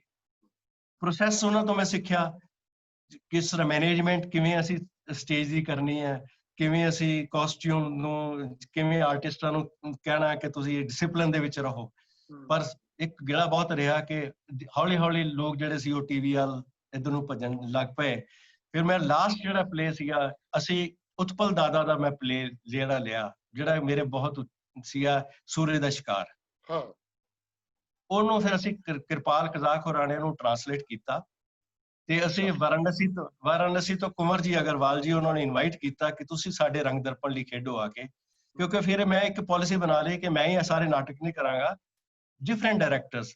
ਬਲਾਜ ਪੰਡਤ ਜੀ ਨੂੰ ਬੁਲਾਇਆ, ਅੱਗ ਦੇ ਕਲੀਰੇ ਲਿਖਵਾਇਆ ਗਿਆ, ਤੇ ਉਹਨਾਂ ਨੂੰ ਸਪੈਸ਼ਲੀ ਦਿੱਲੀ ਤੋਂ ਲਿਆਂਦਾ ਗਿਆ ਯੋਗਰਾਜ ਸੇਠਾ ਵੱਲੋਂ। ਉਹਨਾਂ ਨੇ ਰਿਹਰਸਲਾਂ ਸ਼ੁਰੂ ਕੀਤੀਆਂ, ਲੇਕਿਨ ਫਿਰ ਉਹ ਨਹੀਂ ਹੋ ਪਾਇਆ, ਕਿਉਂਕਿ ਮੈਂ ਇਹ ਅੱਗ ਦੇ ਕਲੀਰੇ ਜਿਹੜਾ ਸੀ, ਇਹ ਉਹੀ ਜਿਹੜਾ ਲੋਰਕਾ ਵਾਲਾ ਹੀ ਸੀ? ਜੀ, ਉਹ ਸਭ ਤੋਂ ਪਹਿਲਾਂ ਯੋਗਰਾਜ ਸੇਠਾ ਜੀ ਨੇ ਲਿਖਵਾਇਆ ਸੀ ਉਹਨਾਂ ਤੋਂ। ਓਕੇ, ਉਹ ਪਾਤਰ ਸਾਹਿਬ ਦੀ ਟ੍ਰਾਂਸਲੇਸ਼ਨ ਨਹੀਂ ਜਿਹੜੀ? ਨਹੀਂ, ਪਾਤਰ ਸਾਹਿਬ ਨੇ। ਅੱਛਾ, ਖੇਡਿਆ ਤੁਸੀਂ? ਓਕੇ। ਨਹੀਂ, ਉਹ ਖੇਡਣ ਲਈ ਰਿਹਰਸਲਾਂ ਸ਼ੁਰੂ ਕੀਤੀਆਂ। ਪੰਡਤ ਜੀ ਨੂੰ, ਬਲਾਜ ਪੰਡਤ ਜੀ ਨੂੰ ਦਿੱਲੀ ਤੋਂ ਲਿਆਂਦਾ ਗਿਆ ਸਪੈਸ਼ਲੀ। ਤੇ ਬਲਾਜ ਪੰਡਤ ਜੀ ਨੇ ਫਿਰ ਉਹ ਸਟਾਰਟ ਕੀਤਾ, ਲੇਕਿਨ ਉਹਦੇ ਚ ਗੁਰਦਾਸ ਮਾਨ, ਅਸੀਂ ਸਾਰੇ ਸ਼ਹਿਰ ਦੇ ਜਿੰਨੇ ਵੀ ਐਕਟਰ ਸੀ ਉਹਨਾਂ ਨੂੰ ਬੁਲਾ ਲਿਆ ਮੈਂ, ਤੇ ਆਪ ਉਹ ਚਲੇ ਗਏ ਚੰਨ ਪ੍ਰਦੇਸੀ ਫਿਲਮ ਬਣਾਉਣ। ਤੇ ਪਿੱਛੋਂ ਉਹ ਮੈਨੂੰ ਕਹਿਣ ਲੱਗੇ, ਪੰਡਤ ਜੀ ਕਿਆ ਕਰਨ ਕਿ ਆਪਕੇ ਕਲਾਕਾਰਾਂ ਨੂੰ ਉਹਨਾਂ ਦੀ ਜਿਹੜੀ ਭਾਸ਼ਾ ਉਹ ਸਮਝ ਨਹੀਂ ਸੀ ਆ ਰਹੀ, LSD ਜਿਹੜੇ। ਤੇ ਫਿਰ ਮੈਂ ਯੋਗਰਾਜ ਸੇਠਾ ਜੀ ਨੂੰ ਕਿਹਾ ਕਿ ਇਹਨਾਂ ਜਦੋਂ ਵਾਪਸ ਆਏ ਵੀ ਇਹਨਾਂ ਤੋਂ ਨਹੀਂ, ਆਪਾਂ ਇਸ ਤਰ੍ਹਾਂ ਨਾ ਇਹਨਾਂ ਤੋਂ ਕੋਈ ਹੋਰ ਨਾਟਕ ਕਰਵਾ ਲਈਏ। ਅੱਗ ਦੇ ਕਲੀਅਰ ਤੁਸੀਂ ਵੀ ਕਰਿਓ, ਤੁਸੀਂ ਲਿਖਵਾਇਆ ਤਾਂ।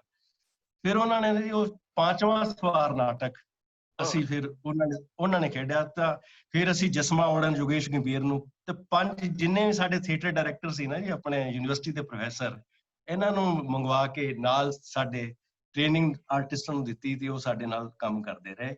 ਕੁੰਵਰ ਜੀ ਅਗਰਵਾਲ ਨੂੰ ਬੁਲਾਇਆ, ਉਹ ਟ੍ਰਾਂਸਲੇਟ, ਲੇਕਿਨ ਹਾਲਾਤ ਕੀ ਹੋ ਗਿਆ ਕਿ ਜੀ ਕਰਫਿਊ ਲੱਗਣੇ ਸ਼ੁਰੂ ਹੋ ਗਏ, ਬੁਰਾ ਹਾਲ ਹੋ ਗਿਆ, ਉਹ ਨਹੀਂ ਹੋ ਸਕਿਆ। ਫਿਰ ਮੈਂ ਉਹਨੂੰ ਆਪ ਡਾਇਰੈਕਟ ਕੀਤਾ 89 ਦੇ ਵਿੱਚ, ਔਰ ਉਹ ਮੇਰਾ ਸਭ ਤੋਂ ਵੱਡਾ ਪ੍ਰੋਜੈਕਟ ਉਹੀ ਸੀ ਜਿਹੜਾ 2.5 ਘੰਟੇ ਦਾ ਪਲੇ ਬਹੁਤ ਕਾਮਯਾਬ ਹੋਇਆ। ਉਸ ਤੋਂ ਬਾਅਦ ਥਰਡ ਦੌਰ ਸ਼ੁਰੂ ਹੁੰਦਾ ਕਿ ਮੇਰੀ ਬਦਲੀ ਜਿਹੜੀ ਉਹ ਦਿੱਲੀ ਹੋ ਗਈ।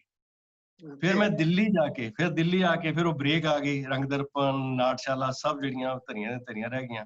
ਪਰ ਦਿੱਲੀ ਦੇ ਵਿੱਚ ਵੀ ਫਿਰ ਮੈਨੂੰ ਨਾਟਕ ਦੇਖਣ ਦਾ ਬਹੁਤ ਮੌਕਾ ਮਿਲਿਆ, ਤੇ ਕਲਚਰਲ ਜਿਹੜੀ ਸਾਡੀਆਂ ਸਟੇਟ ਬੈਂਕ ਆਫ ਪਟਿਆਲਾ ਦੀ ਸੀ ਉਹ 'ਚ ਮੈਂ ਐਸੀ ਡੈਪਥ ਤੱਕ ਲੈ ਗਏ ਕਿ ਅਸੀਂ inter zone competition, inter festival, ਫਿਰ IB ਦੇ ਫੈਸਟੀਵਲ 'ਚ ਅਸੀਂ ਜਾਣ ਲੱਗ ਗਏ। ਆਲ ਇੰਡੀਆ ਲੈਵਲ ਤੇ ਪਲੇ ਲੈ ਕੇ ਮੈਂ ਗਿਆ, ਬੱਕਰੀ ਕੀਤਾ ਮੈਂ ਕੁਮਾਰ ਸਵਾਮੀ ਤ੍ਰਿਵੇਂਦਰਮ ਜਾ ਕੇ ਖੇਡਿਆ। ਇਸੇ ਤਰ੍ਹਾਂ ਦੇ ਫਿਰ ਮਤਲਬ ਇਹ ਸਿਲਸਿਲਾ ਫਿਰ ਬੈਂਕ ਦੇ ਵਿੱਚ ਵੀ ਕਾਫੀ ਚੱਲਦਾ ਰਿਹਾ। ਫਿਰ ਮੈਂ ਵਾਪਸ ਆ ਕੇ ਫਿਰ ਨਵੇਂ ਸਿਰਿਓਂ ਤੋਂ ਜੀ ਵਰਕਸ਼ਾਪ ਲਾਈ। ਫਿਰ ਮੇਰੇ ਕੋਲ 25 ਸਟੂਡੈਂਟ ਜੁੜੇ, 25 ਚੋਂ 5 ਨਿਕਲੇ। ਉਹ 5 ਨੇ ਫਿਰ ਮੇਰੇ ਨਾਲ ਫਿਰ ਮੈਂ ਅੰਨੇ ਕਾਣੇ, ਟਾਲੀ ਥੱਲੇ ਛੋਟੇ ਨਾਟਕ ਸ਼ੁਰੂ ਕੀਤੇ ਤਾਂ ਕਿ ਉਹਨਾਂ ਨੂੰ ਟ੍ਰੇਨਿੰਗ ਵਾਸਤੇ। ਉਹ ਫਿਰ ਮੈਂ ਫਿਰ 10-12 ਨਾਟਕ ਉਹ ਕੀਤੇ ਹੌਲੀ।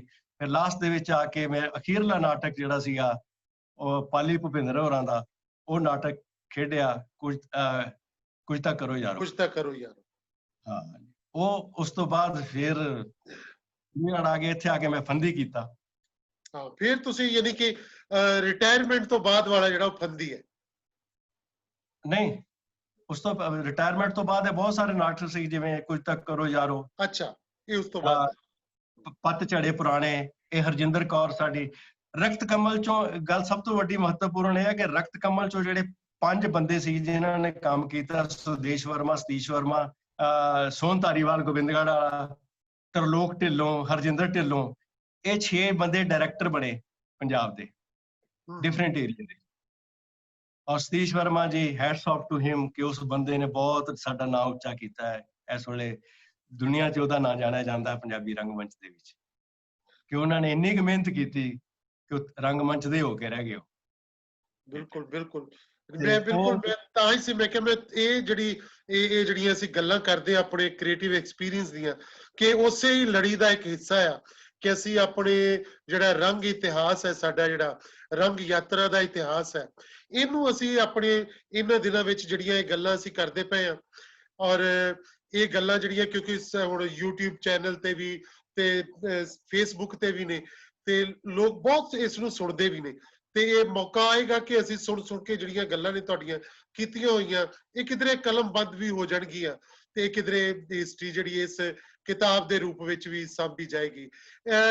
ਬਾਕੀ ਬਹੁਤ ਸਾਰੇ ਦੋਸਤ ਜੁੜੇ ਹੋਏ ਨੇ ਨਾਲ ਸਾਡੇ ਕੋਲ। ਇੱਕ ਗੱਲ ਹੋਰ ਐਡ ਕਰਨਾ ਚਾਹੁੰਦਾ ਸਰ, ਕਿ ਇਸ ਦੌਰਾਨ ਮੈਂ ਇੱਕ ਐਕਸਪੈਰੀਮੈਂਟ ਇਹ ਕੀਤਾ ਕਿ ਮੈਂ ਡੈਫ ਐਂਡ ਬਲਾਈਂਡ ਬੱਚਿਆਂ ਦੇ ਨਾਲ ਨਾਟਕ ਕੀਤੇ।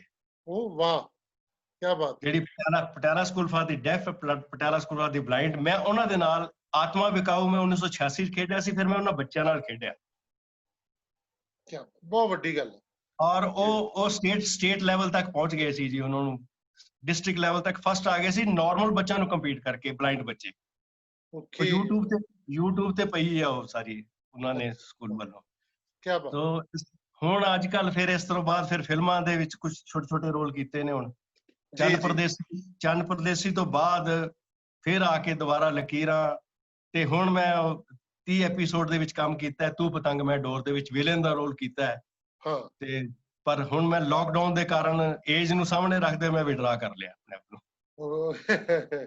ਨਹੀਂ, ਠੀਕ ਹੈ, ਬਿਲਕੁਲ ਤੁਸੀਂ ਆਪਣੀ ਸਿਹਤ ਦਾ ਧਿਆਨ ਰੱਖੋ, ਔਰ ਇਹ ਕੰਮ ਤੇ ਹੋਣੇ ਹੀ ਨੇ। ਹੋਰ 2-4 ਮਹੀਨਿਆਂ ਤੱਕ ਸਾਰਾ ਕੁਝ ਠੀਕ ਹੋਏਗਾ, ਤੇ ਅਸੀਂ ਥੀਏਟਰ ਵੀ ਕਰਾਂਗੇ, ਫਿਲਮਾਂ ਵੀ ਕਰਾਂਗੇ, ਇਹ ਸਾਰੀਆਂ। ਮੈਂ ਪਰ ਬਸ ਇਹ ਚਾਹਾਂਗਾ ਕਿ ਹੁਣ ਕੁਝ ਇੱਕ ਦੋਸਤ ਜਿਹੜੇ ਸਾਡੇ ਨਾਲ ਜੁੜੇ ਆ, ਜੇ ਕੋਈ ਸਵਾਲ ਸਰੀਨ ਸਾਹਿਬ ਕੋਲੋਂ ਕੁਝ ਪੁੱਛਣਾ ਚਾਹੁੰਦਾ ਹੈ ਜਾਂ ਕੋਈ ਗੱਲ ਕਰਨੀ ਚਾਹੁੰਦਾ ਤੇ ਉਹ ਜ਼ਰੂਰ ਕਰ ਸਕਦਾ ਹੈ। ਬਹੁਤ ਸਾਰੇ ਦੋਸਤ ਕੋਈ ਕਿਸੇ ਵੀ ਤਰ੍ਹਾਂ ਦੀ, ਤੇ ਕਿਉਂਕਿ ਇਹਨਾਂ ਦਾ ਬੜਾ ਲੰਬਾ ਐਕਸਪੀਰੀਅੰਸ ਹੈ ਇੰਨੇ ਸਮੇਂ ਦੇ ਵਿੱਚ। ਤੁਸੀਂ ਕੁਝ ਦਵਿੰਦਰ ਜੀ ਕਹਿਣਾ ਚਾਹ ਰਹੇ ਸੀ? ਮਾਈਕ ਬੰਦ ਹੈ ਉਹਨਾਂ ਦਾ। ਮਾਈਕ ਬੰਦ ਹੈ ਤੁਹਾਡਾ? ਠੀਕ ਹੈ, ਹੋ ਗਿਆ ਜੀ। ਮੈਂ ਜਿਵੇਂ ਸੁਣ ਰਿਹਾ ਸੀ ਕਿ ਇਹਨਾਂ ਦੀ ਮਤਲਬ ਸਾਰੇ ਅਭਿਨੈ ਵੀ ਕੀਤਾ ਇਹਨਾਂ ਨੇ, ਡਾਇਰੈਕਸ਼ਨ ਵੀ ਕੀਤੀ ਹੈ ਤੇ ਮੈਨੇਜ ਵੀ ਕੀਤੇ ਹੈ। ਟਿਵਾਣਾ ਸਾਹਿਬ ਨਾਲ ਰਹਿਣ ਤੇ ਕੀ ਇਹਨਾਂ ਦੀ ਐਕਟਿੰਗ ਤੇ ਜਾਂ ਤੁਹਾਡੀ ਡਾਇਰੈਕਸ਼ਨ ਤੇ ਉਹਨਾਂ ਦਾ ਕੋਈ ਪ੍ਰਭਾਵ ਆਇਆ ਜਾਂ ਕਿਸੇ ਹੋਰ ਡਾਇਰੈਕਟਰ ਦਾ ਆਇਆ ਕਿ ਤੁਸੀਂ ਆਪਣੇ ਕ੍ਰੀਏਟਿਵ ਤੌਰ ਤੇ ਸਾਰਾ ਕੁਝ ਕੀਤਾ? ਨਹੀਂ ਮੇਰੇ ਤੇ ਟਿਵਾਣਾ ਸਾਹਿਬ ਦਾ ਤਾਂ ਪੂਰਾ ਪ੍ਰਭਾਵ ਹੈ ਜੀ, ਪਹਿਲੀ ਗੱਲ ਤਾਂ ਇਹ। ਲੇਕਿਨ ਉਸ ਤੋਂ ਬਾਅਦ ਬਲਰਾਜ ਪੰਡਿਤ ਜਾਂ ਯੋਗੇਸ਼ ਗੰਭੀਰ, ਕਿਸ਼ਨ ਦਿਵੇਦੀ, ਯੋਗਰਾਜ ਸੇਡਾ, ਇਹਨਾਂ ਲੋਕਾਂ ਦੇ ਡਾਇਰੈਕਸ਼ਨ, ਬੋਦੀਵਾਲਾ ਤਾਰਾ, ਮੋਹਨ ਬੱਗਨ ਨੇ ਕੀਤਾ। ਉਹਨਾਂ ਨੇ ਜੋ ਜਿਸ ਢੰਗ ਦੇ ਨਾਲ ਕੀਤਾ ਉਹਨਾਂ ਦਾ ਮੇਰੇ ਤੇ ਬਹੁਤ ਅਸਰ ਰਿਹਾ। ਲੇਕਿਨ ਸਭ ਤੋਂ ਜ਼ਿਆਦਾ ਜਿਹੜਾ ਪ੍ਰਭਾਵ ਸੀ ਉਹ ਹਰਪਾਲ ਟਿਵਾਣਾ ਜੀ ਦੇ ਤੋਂ ਸੀ, ਕਿਉਂਕਿ ਉਹੀ ਗੱਲ ਹੁੰਦੀ ਕਿ ਜਿਹੜੀ ਮੁੱਢਲੀ ਸਿੱਖਿਆ ਹੈ ਉਹ ਬੜੀ ਪ੍ਰਭਾਵਸ਼ਾਲੀ ਹੁੰਦੀ ਹੈ, ਔਰ ਉਹ ਇੱਕ ਟ੍ਰੇਨ ਡਾਇਰੈਕਟਰ ਸੀਗੇ, ਔਰ ਉਹਨਾਂ ਦੇ ਵਿੱਚੋਂ ਇਹ ਸਾਰੇ ਨਿਕਲੇ ਸੀ ਮੇਰੇ ਸਾਥੀ ਵੀ। ਉਹ ਬਹੁਤ ਜ਼ਿਆਦਾ ਪ੍ਰਭਾਵ ਰਿਹਾ ਜੀ ਉਹਨਾਂ ਦਾ। ਅੱਛਾ, ਇੱਕ ਮੇਰੇ ਦਿਮਾਗ 'ਚ ਕੁਐਸਚਨ ਹੈ, ਚਾਹੇ ਤਾਲੀ ਜਵਾਬ ਦੇ ਦੇਣ, ਬੜੀ ਦੇਰ ਦਾ ਘੁੰਮਦਾ, ਮੈਂ ਪੁੱਛਣ ਨੂੰ ਫਿਰਦਾ ਸੀ ਹਰ ਵਾਰੀ, ਕੀ ਟੈਲੈਂਟ ਕ੍ਰੀਏਟ ਕੀਤਾ ਜਾ ਸਕਦਾ? ਕੀ ਚੀਜ਼? ਮੈਂ ਥੀਏਟਰ ਨੂੰ ਬਹੁਤ ਪਿਆਰ ਕਰਦਾ, ਮੰਨ ਲਓ ਕਿ ਮੈਂ ਥੀਏਟਰ ਨੂੰ ਬਹੁਤ ਪਿਆਰ ਕਰਦਾ, ਕੀ ਇਹ ਲਾਜ਼ਮੀ ਹੈ ਕਿ ਮੇਰਾ ਪਿਆਰ ਕਰਨਾ ਕਾਫੀ ਆ ਕਿ ਮੇਰੇ ਅੰਦਰ ਉਹ ਸਕਿੱਲ ਹੈ ਕਿ ਮੈਂ ਥੀਏਟਰ ਤੇ ਜਾਣ ਜਾਂ ਥੀਏਟਰ ਨੂੰ ਅਪਣਾਉਣ ਦੇ ਯੋਗ ਹਾਂ ਵੀ ਕਿ ਨਹੀਂ ਹਾਂ? ਜਾਂ ਸਿੱਧੇ ਲਫ਼ਜ਼ਾਂ 'ਚ ਕਹਿ ਲਈਏ ਕਿ ਕਿਸੇ ਵੀ ਟੈਲੈਂਟ ਨੂੰ ਕ੍ਰੀਏਟ ਕੀਤਾ ਜਾ ਸਕਦਾ ਕਿ ਨਹੀਂ ਕੀਤਾ ਜਾ ਸਕਦਾ?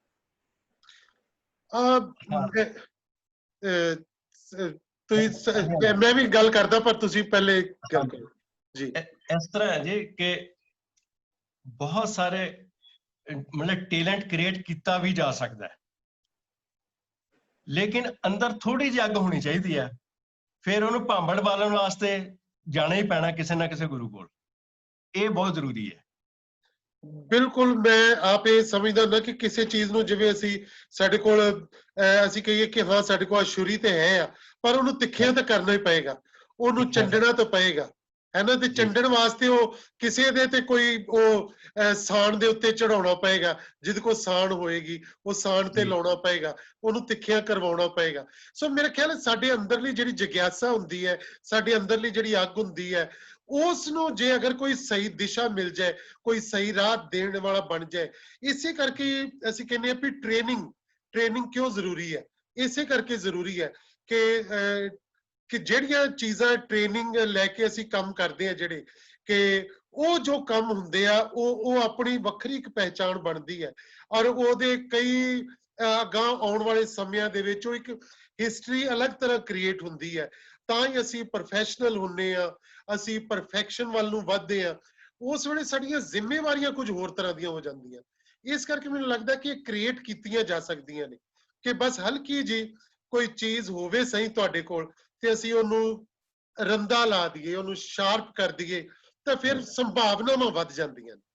ਮੇਰਾ ਆਪਣਾ ਇਹ ਮੰਨਣਾ ਹੈ ਕਿ ਇਸ ਫੀਲਡ ਵਿੱਚ ਜਿਹੜੀਆਂ ਇਹ ਟ੍ਰੇਨਿੰਗਸ, ਜਿਹੜੀ ਮੈਂ ਬਾਰ-ਬਾਰ ਗੱਲ ਕਰਦਾ ਹੁੰਦਾ ਕਿ ਅਗਰ ਐਕਟਰ ਹੈ ਤੇ ਉਹਦਾ ਇੰਟੈਲੀਜੈਂਟ ਹੋਣਾ ਬੜਾ ਜ਼ਰੂਰੀ ਹੈ, ਉਹ ਪੜ੍ਹਿਆ ਲਿਖਿਆ ਹੋਣਾ ਬੜਾ ਲਾਜ਼ਮੀ ਹੈ, ਬਹੁਤ ਲਾਜ਼ਮੀ ਹੈ ਅੱਜ ਦੇ ਸਮਿਆਂ 'ਚ, ਖਾਸ ਤੌਰ ਤੇ ਜਿਹੜਾ ਕਿ ਉਹਨੂੰ ਬਹੁਤ ਜ਼ਰੂਰੀ ਹੈ ਕਿ ਉਹ ਇਸ ਤਰ੍ਹਾਂ ਦੇ ਉਸ ਸਫ਼ਰ ਦੇ ਵਿੱਚੋਂ ਲੰਘ ਕੇ ਆਵੇ, ਉਹ ਘੜਿਆ ਜਾਵੇ, ਹੈ ਨਾ।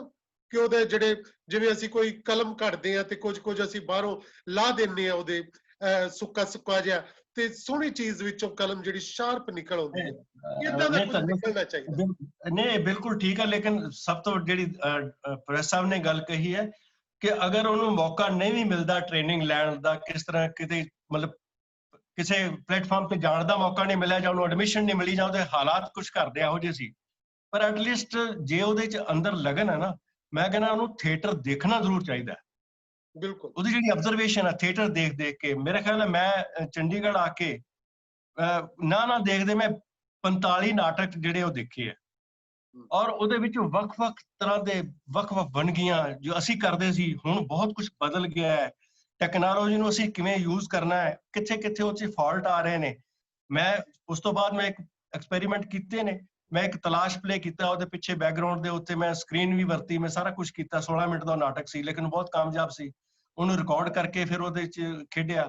ਇਸੇ ਤਰ੍ਹਾਂ ਮੈਂ ਧਾਰੀਵਾਲ ਸਾਹਿਬ ਦੇ ਬਹੁਤ ਸਾਰੇ ਨਾਟਕ, ਮੈਂ ਅਕਸਰ ਇਹਨਾਂ ਬਾਰੇ ਇਹ ਕਹਿੰਦਾ ਹੁੰਦਾ, ਮੈਂ ਤਾਂ ਥੀਏਟਰ ਆਫ ਫੈਬਰਿਕਸ ਨਾਂ ਦਿੱਤਾ ਸੀਗਾ, ਇੱਕ ਵਾਰੀ ਮੈਂ ਇਹਨਾਂ ਦੇ ਰਿਵਿਊ 'ਚ ਲਿਖਿਆ ਵੀ ਸੀ। ਔਰ ਜਦੋਂ ਮੈਂ ਦਿੱਲੀ ਗਿਆ ਤੇ ਇੱਕ ਵਾਰੀ ਮੈਨੂੰ 5 ਦਿਨ ਮੈਂ ਉੱਥੇ ਸੀ, ਤੇ 5 ਦਿਨ ਦਿੱਲੀ ਥੀਏਟਰ ਫੈਸਟੀਵਲ ਚੱਲ ਰਿਹਾ ਸੀਗਾ, ਔਰ ਉਸ ਫੈਸਟੀਵਲ ਦੇ ਮੈਂ 5 ਦੇ 5 ਨਾਟਕ ਵੇਖੇ, 5 ਨਾਟਕ ਵੇਖਣ ਤੋਂ ਬਾਅਦ ਮੈਨੂੰ ਡਾਕਟਰ ਵੇਲ ਸਿੰਘ ਹੋਰਾਂ ਦਾ ਫੋਨ ਆਇਆ, ਕਿਸੇ ਨੇ ਕਹਿ ਦਿੱਤਾ, ਪਾਲੀ ਨੇ ਸ਼ਾਇਦ ਕਿਹਾ ਉਹਨਾਂ ਨੂੰ ਕਿ ਤੁਸੀਂ ਇਹਦੇ ਰਿਵਿਊ ਲਿਖਵਾਓ। ਤਾਂ ਉੱਥੇ ਰਵੀ ਹੋਰਾਂ ਨੇ ਕਹਿ ਦਿੱਤਾ ਕਿ ਜਗਜੀਤ ਸਰੀਨ ਨਾਂ ਦਾ ਇੱਕ ਬੰਦਾ ਹੈ, ਉਹ 5 ਦਿਨ ਇੱਥੇ ਹੀ ਬੈਠਾ ਰਿਹਾ, ਨਾਟਕ ਵੇਖਣ ਆਉਂਦਾ ਸੀ, ਤੁਸੀਂ ਉਹਨੂੰ ਕਹੋ। ਔਰ ਪਤਾ ਨਹੀਂ ਕੀ ਗੱਲ ਸੀ, ਮੈਂ ਘਰ ਜਾਂਦਾ ਸੀ ਬੇਟੀ ਕੋਲ, ਤੇ ਮੈਂ ਜਾ ਕੇ ਉੱਥੇ ਲਿਖਣਾ ਸ਼ੁਰੂ ਕਰਤਾ। ਮੈਂ 5 ਦੇ 5 ਉਹ ਨਾਟਕਾਂ ਨੂੰ ਰਿਵਿਊ ਕੀਤਾ, ਜਿਹਦੇ 'ਚ ਦ੍ਰਿਸ਼ਟੀ, ਤੁਹਾਡਾ ਜਿਹੜਾ ਨਾਟਕ ਸੀਗਾ ਦ੍ਰਿਸ਼ਟੀਦਾਨ ਉਹਦੇ ਤੇ ਜੀ। ਔਰ ਉਹ ਜਿਹੜਾ ਮੰਚਨ ਮੈਗਜ਼ੀਨ ਉਹ ਕੱਢਣ ਲੱਗੇ ਸੀਗੇ, ਜਿਹੜਾ ਆਪਣਾ ਸੀਗਾ ਆਨਲਾਈਨ ਮੈਗਜ਼ੀਨ ਕੱਢਦੇ ਸੀਗੇ ਪਾਲੀ ਭੁਪਿੰਦਰ, ਉਹਦੇ ਚੋਂ ਛਪਿਆ। ਫਿਰ ਅਕਸ ਮੈਗਜ਼ੀਨ 'ਚ ਵੀ ਛਪਿਆ। ਇਸ ਤਰ੍ਹਾਂ ਕ੍ਰਿਟਿਸਿਜ਼ਮ ਵੱਲ ਵੀ ਤੁਰਿਆ ਮੈਂ। ਪਰ ਮੈਨੂੰ ਜਦੋਂ ਮੈਂ ਤੁਰਿਆ, ਕੁਝ ਦਿਨ ਬਾਅਦ ਮੈਨੂੰ ਕੁਝ ਲੋਕਾਂ ਨੇ ਸਵਾਲ ਖੜੇ ਕਰ ਦਿੱਤੇ। ਫਿਰ ਮੈਂ ਕਿਹਾ ਨਹੀਂ, ਜੇ ਮੈਂ ਥੀਏਟਰ ਕਰਨਾ ਯਾਰ, ਮੈਂ ਕ੍ਰਿਟਿਕ ਨਹੀਂ ਬਣਨਾ। ਫਿਰ ਮੈਂ ਬੰਦ ਕਰਤਾ। ਪਰ ਸਰੀਨ ਸਾਹਿਬ, ਤੁਹਾਨੂੰ ਆਪਣੀ ਜਰਨੀ ਜ਼ਰੂਰ ਕਿਧਰੇ ਲਿਖਣੀ ਚਾਹੀਦੀ ਹੈ ਸਾਰੀ ਜਿਹੜੀ, ਕਿਉਂਕਿ ਇਹਦੇ ਵਿੱਚ ਕਈ ਚੀਜ਼ਾਂ ਇਹੋ ਜਿਹੀਆਂ ਨੇ ਜਿਹੜੀਆਂ ਕਿ ਅਸੀਂ ਵੀ ਪਹਿਲੀ ਵਾਰੀ ਉਹਨਾਂ ਚੀਜ਼ਾਂ ਨੂੰ ਸੁਣ ਰਹੇ ਹਾਂ ਵੀ ਇਹ ਚੀਜ਼ ਹੈਗੀ ਸੀ ਹਿਸਟਰੀ ਦੇ ਵਿੱਚ, ਇਸ ਤਰ੍ਹਾਂ ਦੀ ਗੱਲ ਵੀ ਹੈਗੀ ਸੀਗੀ। ਸੋ ਮੇਰਾ ਖਿਆਲ ਹੈ ਕਿ ਜਿਹੜੇ ਦੌਰ 'ਚ, ਜਿਹੜੇ ਪੜਾਵਾਂ 'ਚੋਂ ਤੁਸੀਂ ਗੁਜ਼ਰੇ ਹੋ, ਤੇ ਇਹ ਇੱਕ ਤੁਹਾਡੀ ਸੰਘਰਸ਼ ਯਾਤਰਾ ਹੈ। ਤੁਸੀਂ ਵੱਖ-ਵੱਖ ਨਿਰਦੇਸ਼ਕਾਂ ਨਾਲ ਕੰਮ ਕੀਤਾ, ਇਹ ਬੜੀ ਖੂਬਸੂਰਤ ਗੱਲ ਹੈ। ਔਰ ਉਹਦੇ ਵਿੱਚੋਂ ਕਈ ਕੁਝ ਸਿੱਖਣ ਨੂੰ ਮਿਲਦਾ ਹੈ। ਹਰ ਇੱਕ ਦਾ ਆਪਣਾ ਅੰਦਾਜ਼ ਹੁੰਦਾ ਹੈ ਨਾ, ਹਰ ਇੱਕ ਦੀ ਆਪਣੀ ਲੈ ਤਾਲ, ਉਹ ਸੁਰ ਹੁੰਦੀ ਹੈ, ਉਸ ਦੀ ਕਮਿਟਮੈਂਟ ਆਪਣੀ ਤਰ੍ਹਾਂ ਦੀ ਹੁੰਦੀ ਹੈ। ਸੋ ਉਹ ਡਿਸਪਲਿਨ ਹਰ ਇੱਕ ਦਾ ਆਪਣੀ ਤਰ੍ਹਾਂ ਦਾ ਹੁੰਦਾ ਹੈ। ਸੋ ਬਹੁਤ ਵਧੀਆ ਲੱਗਾ ਸਰੀਨ ਸਾਹਿਬ, ਬਹੁਤ ਖੂਬਸੂਰਤ ਗੱਲਾਂ ਹੋਈਆਂ, ਤੇ ਸਾਡਾ ਦੋਸਤੋ ਇਹ ਸਫ਼ਰ ਜਾਰੀ ਰਹੇਗਾ। ਅਸੀਂ ਕੱਲ, ਪਰਸੋਂ, ਚੌਥ, ਪੰਜੌਥ, ਅੱਗੇ ਜਿੰਨੇ ਦਿਨ ਵੀ ਆਪਾਂ ਅੱਗੇ ਗੱਲਾਂ ਕਰ ਸਕੇ, ਮੈਨੂੰ ਉਮੀਦ ਹੈ ਕਿ ਅਸੀਂ ਇਹ ਅੱਜ 34 ਹੋਏ ਆ ਤੇ 100 ਐਪੀਸੋਡ ਤੇ ਆਪਾਂ ਕਰ ਹੀ ਲਵਾਂਗੇ। 100 ਦੋਸਤਾਂ ਨਾਲ ਗੱਲਾਂ ਕਰ ਲਾਂਗੇ, ਤਾਂ ਕਿ ਇਹ ਕਿਧਰੇ ਰਿਕਾਰਡ ਇਹ ਸਾਂਭਿਆ ਜਾ ਸਕੇ, ਸਾਰਿਆਂ ਦੀ ਸੰਘਰਸ਼ ਯਾਤਰਾ, ਰੰਗ ਯਾਤਰਾ। ਸੋ ਕੱਲ ਆਪਾਂ, ਸਾਡੇ ਅਦਾਕਾਰ ਨੇ ਅੰਮ੍ਰਿਤਸਰ ਤੋਂ ਮਨਚਪ੍ਰੀਤ, ਅਸੀਂ ਜਿਹੜੇ ਸੁਖਦੇਵ ਪ੍ਰੀਤ ਹੋਰਾਂ ਦੇ ਬ੍ਰਦਰ, ਔਰ ਉਹਨਾਂ ਨੇ ਆਪਣਾ ਕੰਮ ਕੀਤਾ। ਮੈਂ ਉਹਨਾਂ ਨਾਲ ਕੱਲ ਆਪਾਂ ਗੱਲਾਂ ਕਰਾਂਗੇ। ਔਰ ਉਸ ਤੋਂ ਨੈਕਸਟ ਡੇ, ਕੱਲ ਬੁੱਧਵਾਰ, ਵੀਰਵਾਰ ਨੂੰ ਆਪਾਂ ਹੰਸਾ ਸਿੰਘ ਹੋਰਾਂ ਨਾਲ ਬਿਆਸ ਤੋਂ, ਉਹਨਾਂ ਨੇ ਆਪਣਾ ਇੱਕ ਓਪਨ ਏਅਰ ਥੀਏਟਰ ਵੀ ਘਰ 'ਚ ਬਣਾਇਆ। ਉਹਨਾਂ ਦੇ ਬੱਚੇ ਬਹੁਤ ਸੋਹਣਾ ਥੀਏਟਰ ਕਰਦੇ, ਉਹਨਾਂ ਨਾਲ ਗੱਲਾਂ ਕਰਾਂਗੇ। ਔਰ ਫਿਰ ਅਸੀਂ ਸ਼ੁੱਕਰਵਾਰ ਨੂੰ ਮਾਸਟਰ ਤਰਲੋਚਨ ਸਮਰਾਲੇ ਤੋਂ, ਉਹਨਾਂ ਨੇ ਜੋ ਆਪਣੇ ਵੱਖਰੀ ਤਰ੍ਹਾਂ ਦੇ ਨਾਲ ਕਮਿਟਮੈਂਟ ਦਾ ਥੀਏਟਰ ਕੀਤਾ, ਆਪਾਂ ਉਹ ਵੀ ਗੱਲਾਂ ਕਰਾਂਗੇ ਉਹਨਾਂ ਦੇ ਨਾਲ। ਸੋ ਅਗਲੇ ਦਿਨਾਂ ਵਿੱਚ ਇਹਨਾਂ ਦੋਸਤਾਂ ਦੇ ਨਾਲ, ਉਸ ਤੋਂ ਅੱਗੇ ਹੋਰ ਦੋਸਤਾਂ ਦੀ ਕਾਫੀ ਲੰਬੀ ਲੜੀ ਹੈ, ਸਾਡੇ ਕੋਲ ਲਿਸਟ ਹੈ। ਸੋ ਆਪਾਂ ਗੱਲਾਂ ਕਰਦੇ ਰਹਾਂਗੇ। ਬਹੁਤ ਸ਼ੁਕਰੀਆ ਸਰੀਨ ਸਾਹਿਬ, ਬਹੁਤ ਸ਼ੁਕਰੀਆ ਦੋਸਤੋ। ਸੋ ਆਪਾਂ ਕੱਲ ਮਿਲਦੇ ਹਾਂ 5 ਤੋਂ 6 ਵਜੇ। ਬਹੁਤ ਸ਼ੁਕਰੀਆ ਸਾਰੇ ਦੋਸਤਾਂ ਦਾ, ਬਹੁਤ ਬਹੁਤ ਸ਼ੁਕਰੀਆ। ਔਰ ਡਾਕਟਰ SP ਸਿੰਘ ਹੋਰਾਂ ਨੂੰ ਅੱਜ ਉਹ ਵੀ ਆਏ ਨੇ, ਲੇਕਿਨ ਵੇਖ ਲਓ ਆਪਣੇ ਵੀਡੀਓ ਨਹੀਂ ਦਿਖਾਉਂਦੇ, ਹਨਾ। ਹਾਂ, ਉਹ ਕਹਿੰਦੇ ਮੈਂ ਰਿਲੈਕਸ ਹੋ ਕੇ ਬੈਠਾ ਹੁੰਦਾ, ਇਸ ਕਰਕੇ ਮੈਂ ਸਾਹਮਣੇ ਨਹੀਂ ਆਉਂਦਾ, ਤੇ ਘਰ 'ਚ ਉਹਨਾਂ ਨੇ ਸਾਡਾ ਜਿਹੜਾ ਨਾਟਕ ਸੀ, ਮਰਾਠੀ ਨਾਟਕ ਬੁੱਢੀ ਮੈਨਾ ਦਾ ਗੀਤ, ਸੰਧਿਆ ਛਾਇਆ, ਜਿਹੜਾ ਅਡੈਪਟ ਮੈਂ ਖੇਡਿਆ ਸੀ, ਉਹਨਾਂ ਨੇ ਰਿਵਿਊ ਕੀਤਾ ਸੀ ਕਿਸੇ ਜ਼ਮਾਨੇ। ਬਹੁਤ ਸਾਰੇ ਨਾਟਕ ਉਹਨਾਂ ਨੇ ਵੇਖੇ ਸੀ ਉਸ ਵੇਲੇ, ਉਸ ਦੌਰ ਦੇ ਵਿੱਚ, ਜਦੋਂ ਮਹਿੰਦਰਾ ਕਾਲਜ ਸੀਗੇ। ਜੀ, ਉਹਨਾਂ ਇੱਕ ਦਿਨ ਦੱਸਿਆ ਸੀ। ਜੀ, ਉਹਨਾਂ ਇੱਕ ਦਿਨ ਜ਼ਿਕਰ ਕੀਤਾ ਸੀਗਾ ਕਿ ਉਹਨਾਂ ਰਿਵਿਊ ਕੀਤੇ ਹੋਏ ਨੇ ਪਹਿਲੇ, ਦ੍ਰਿਸ਼ਟੀ ਵਿੱਚ ਉਹ ਲਿਖਦੇ ਸੀਗੇ। ਹਾਂਜੀ, ਬਹੁਤ ਸ਼ੁਕਰੀਆ ਜੀ, ਕੱਲ ਮਿਲਦੇ ਹਾਂ। ਬਹੁਤ ਅੱਛਾ ਲੱਗਾ।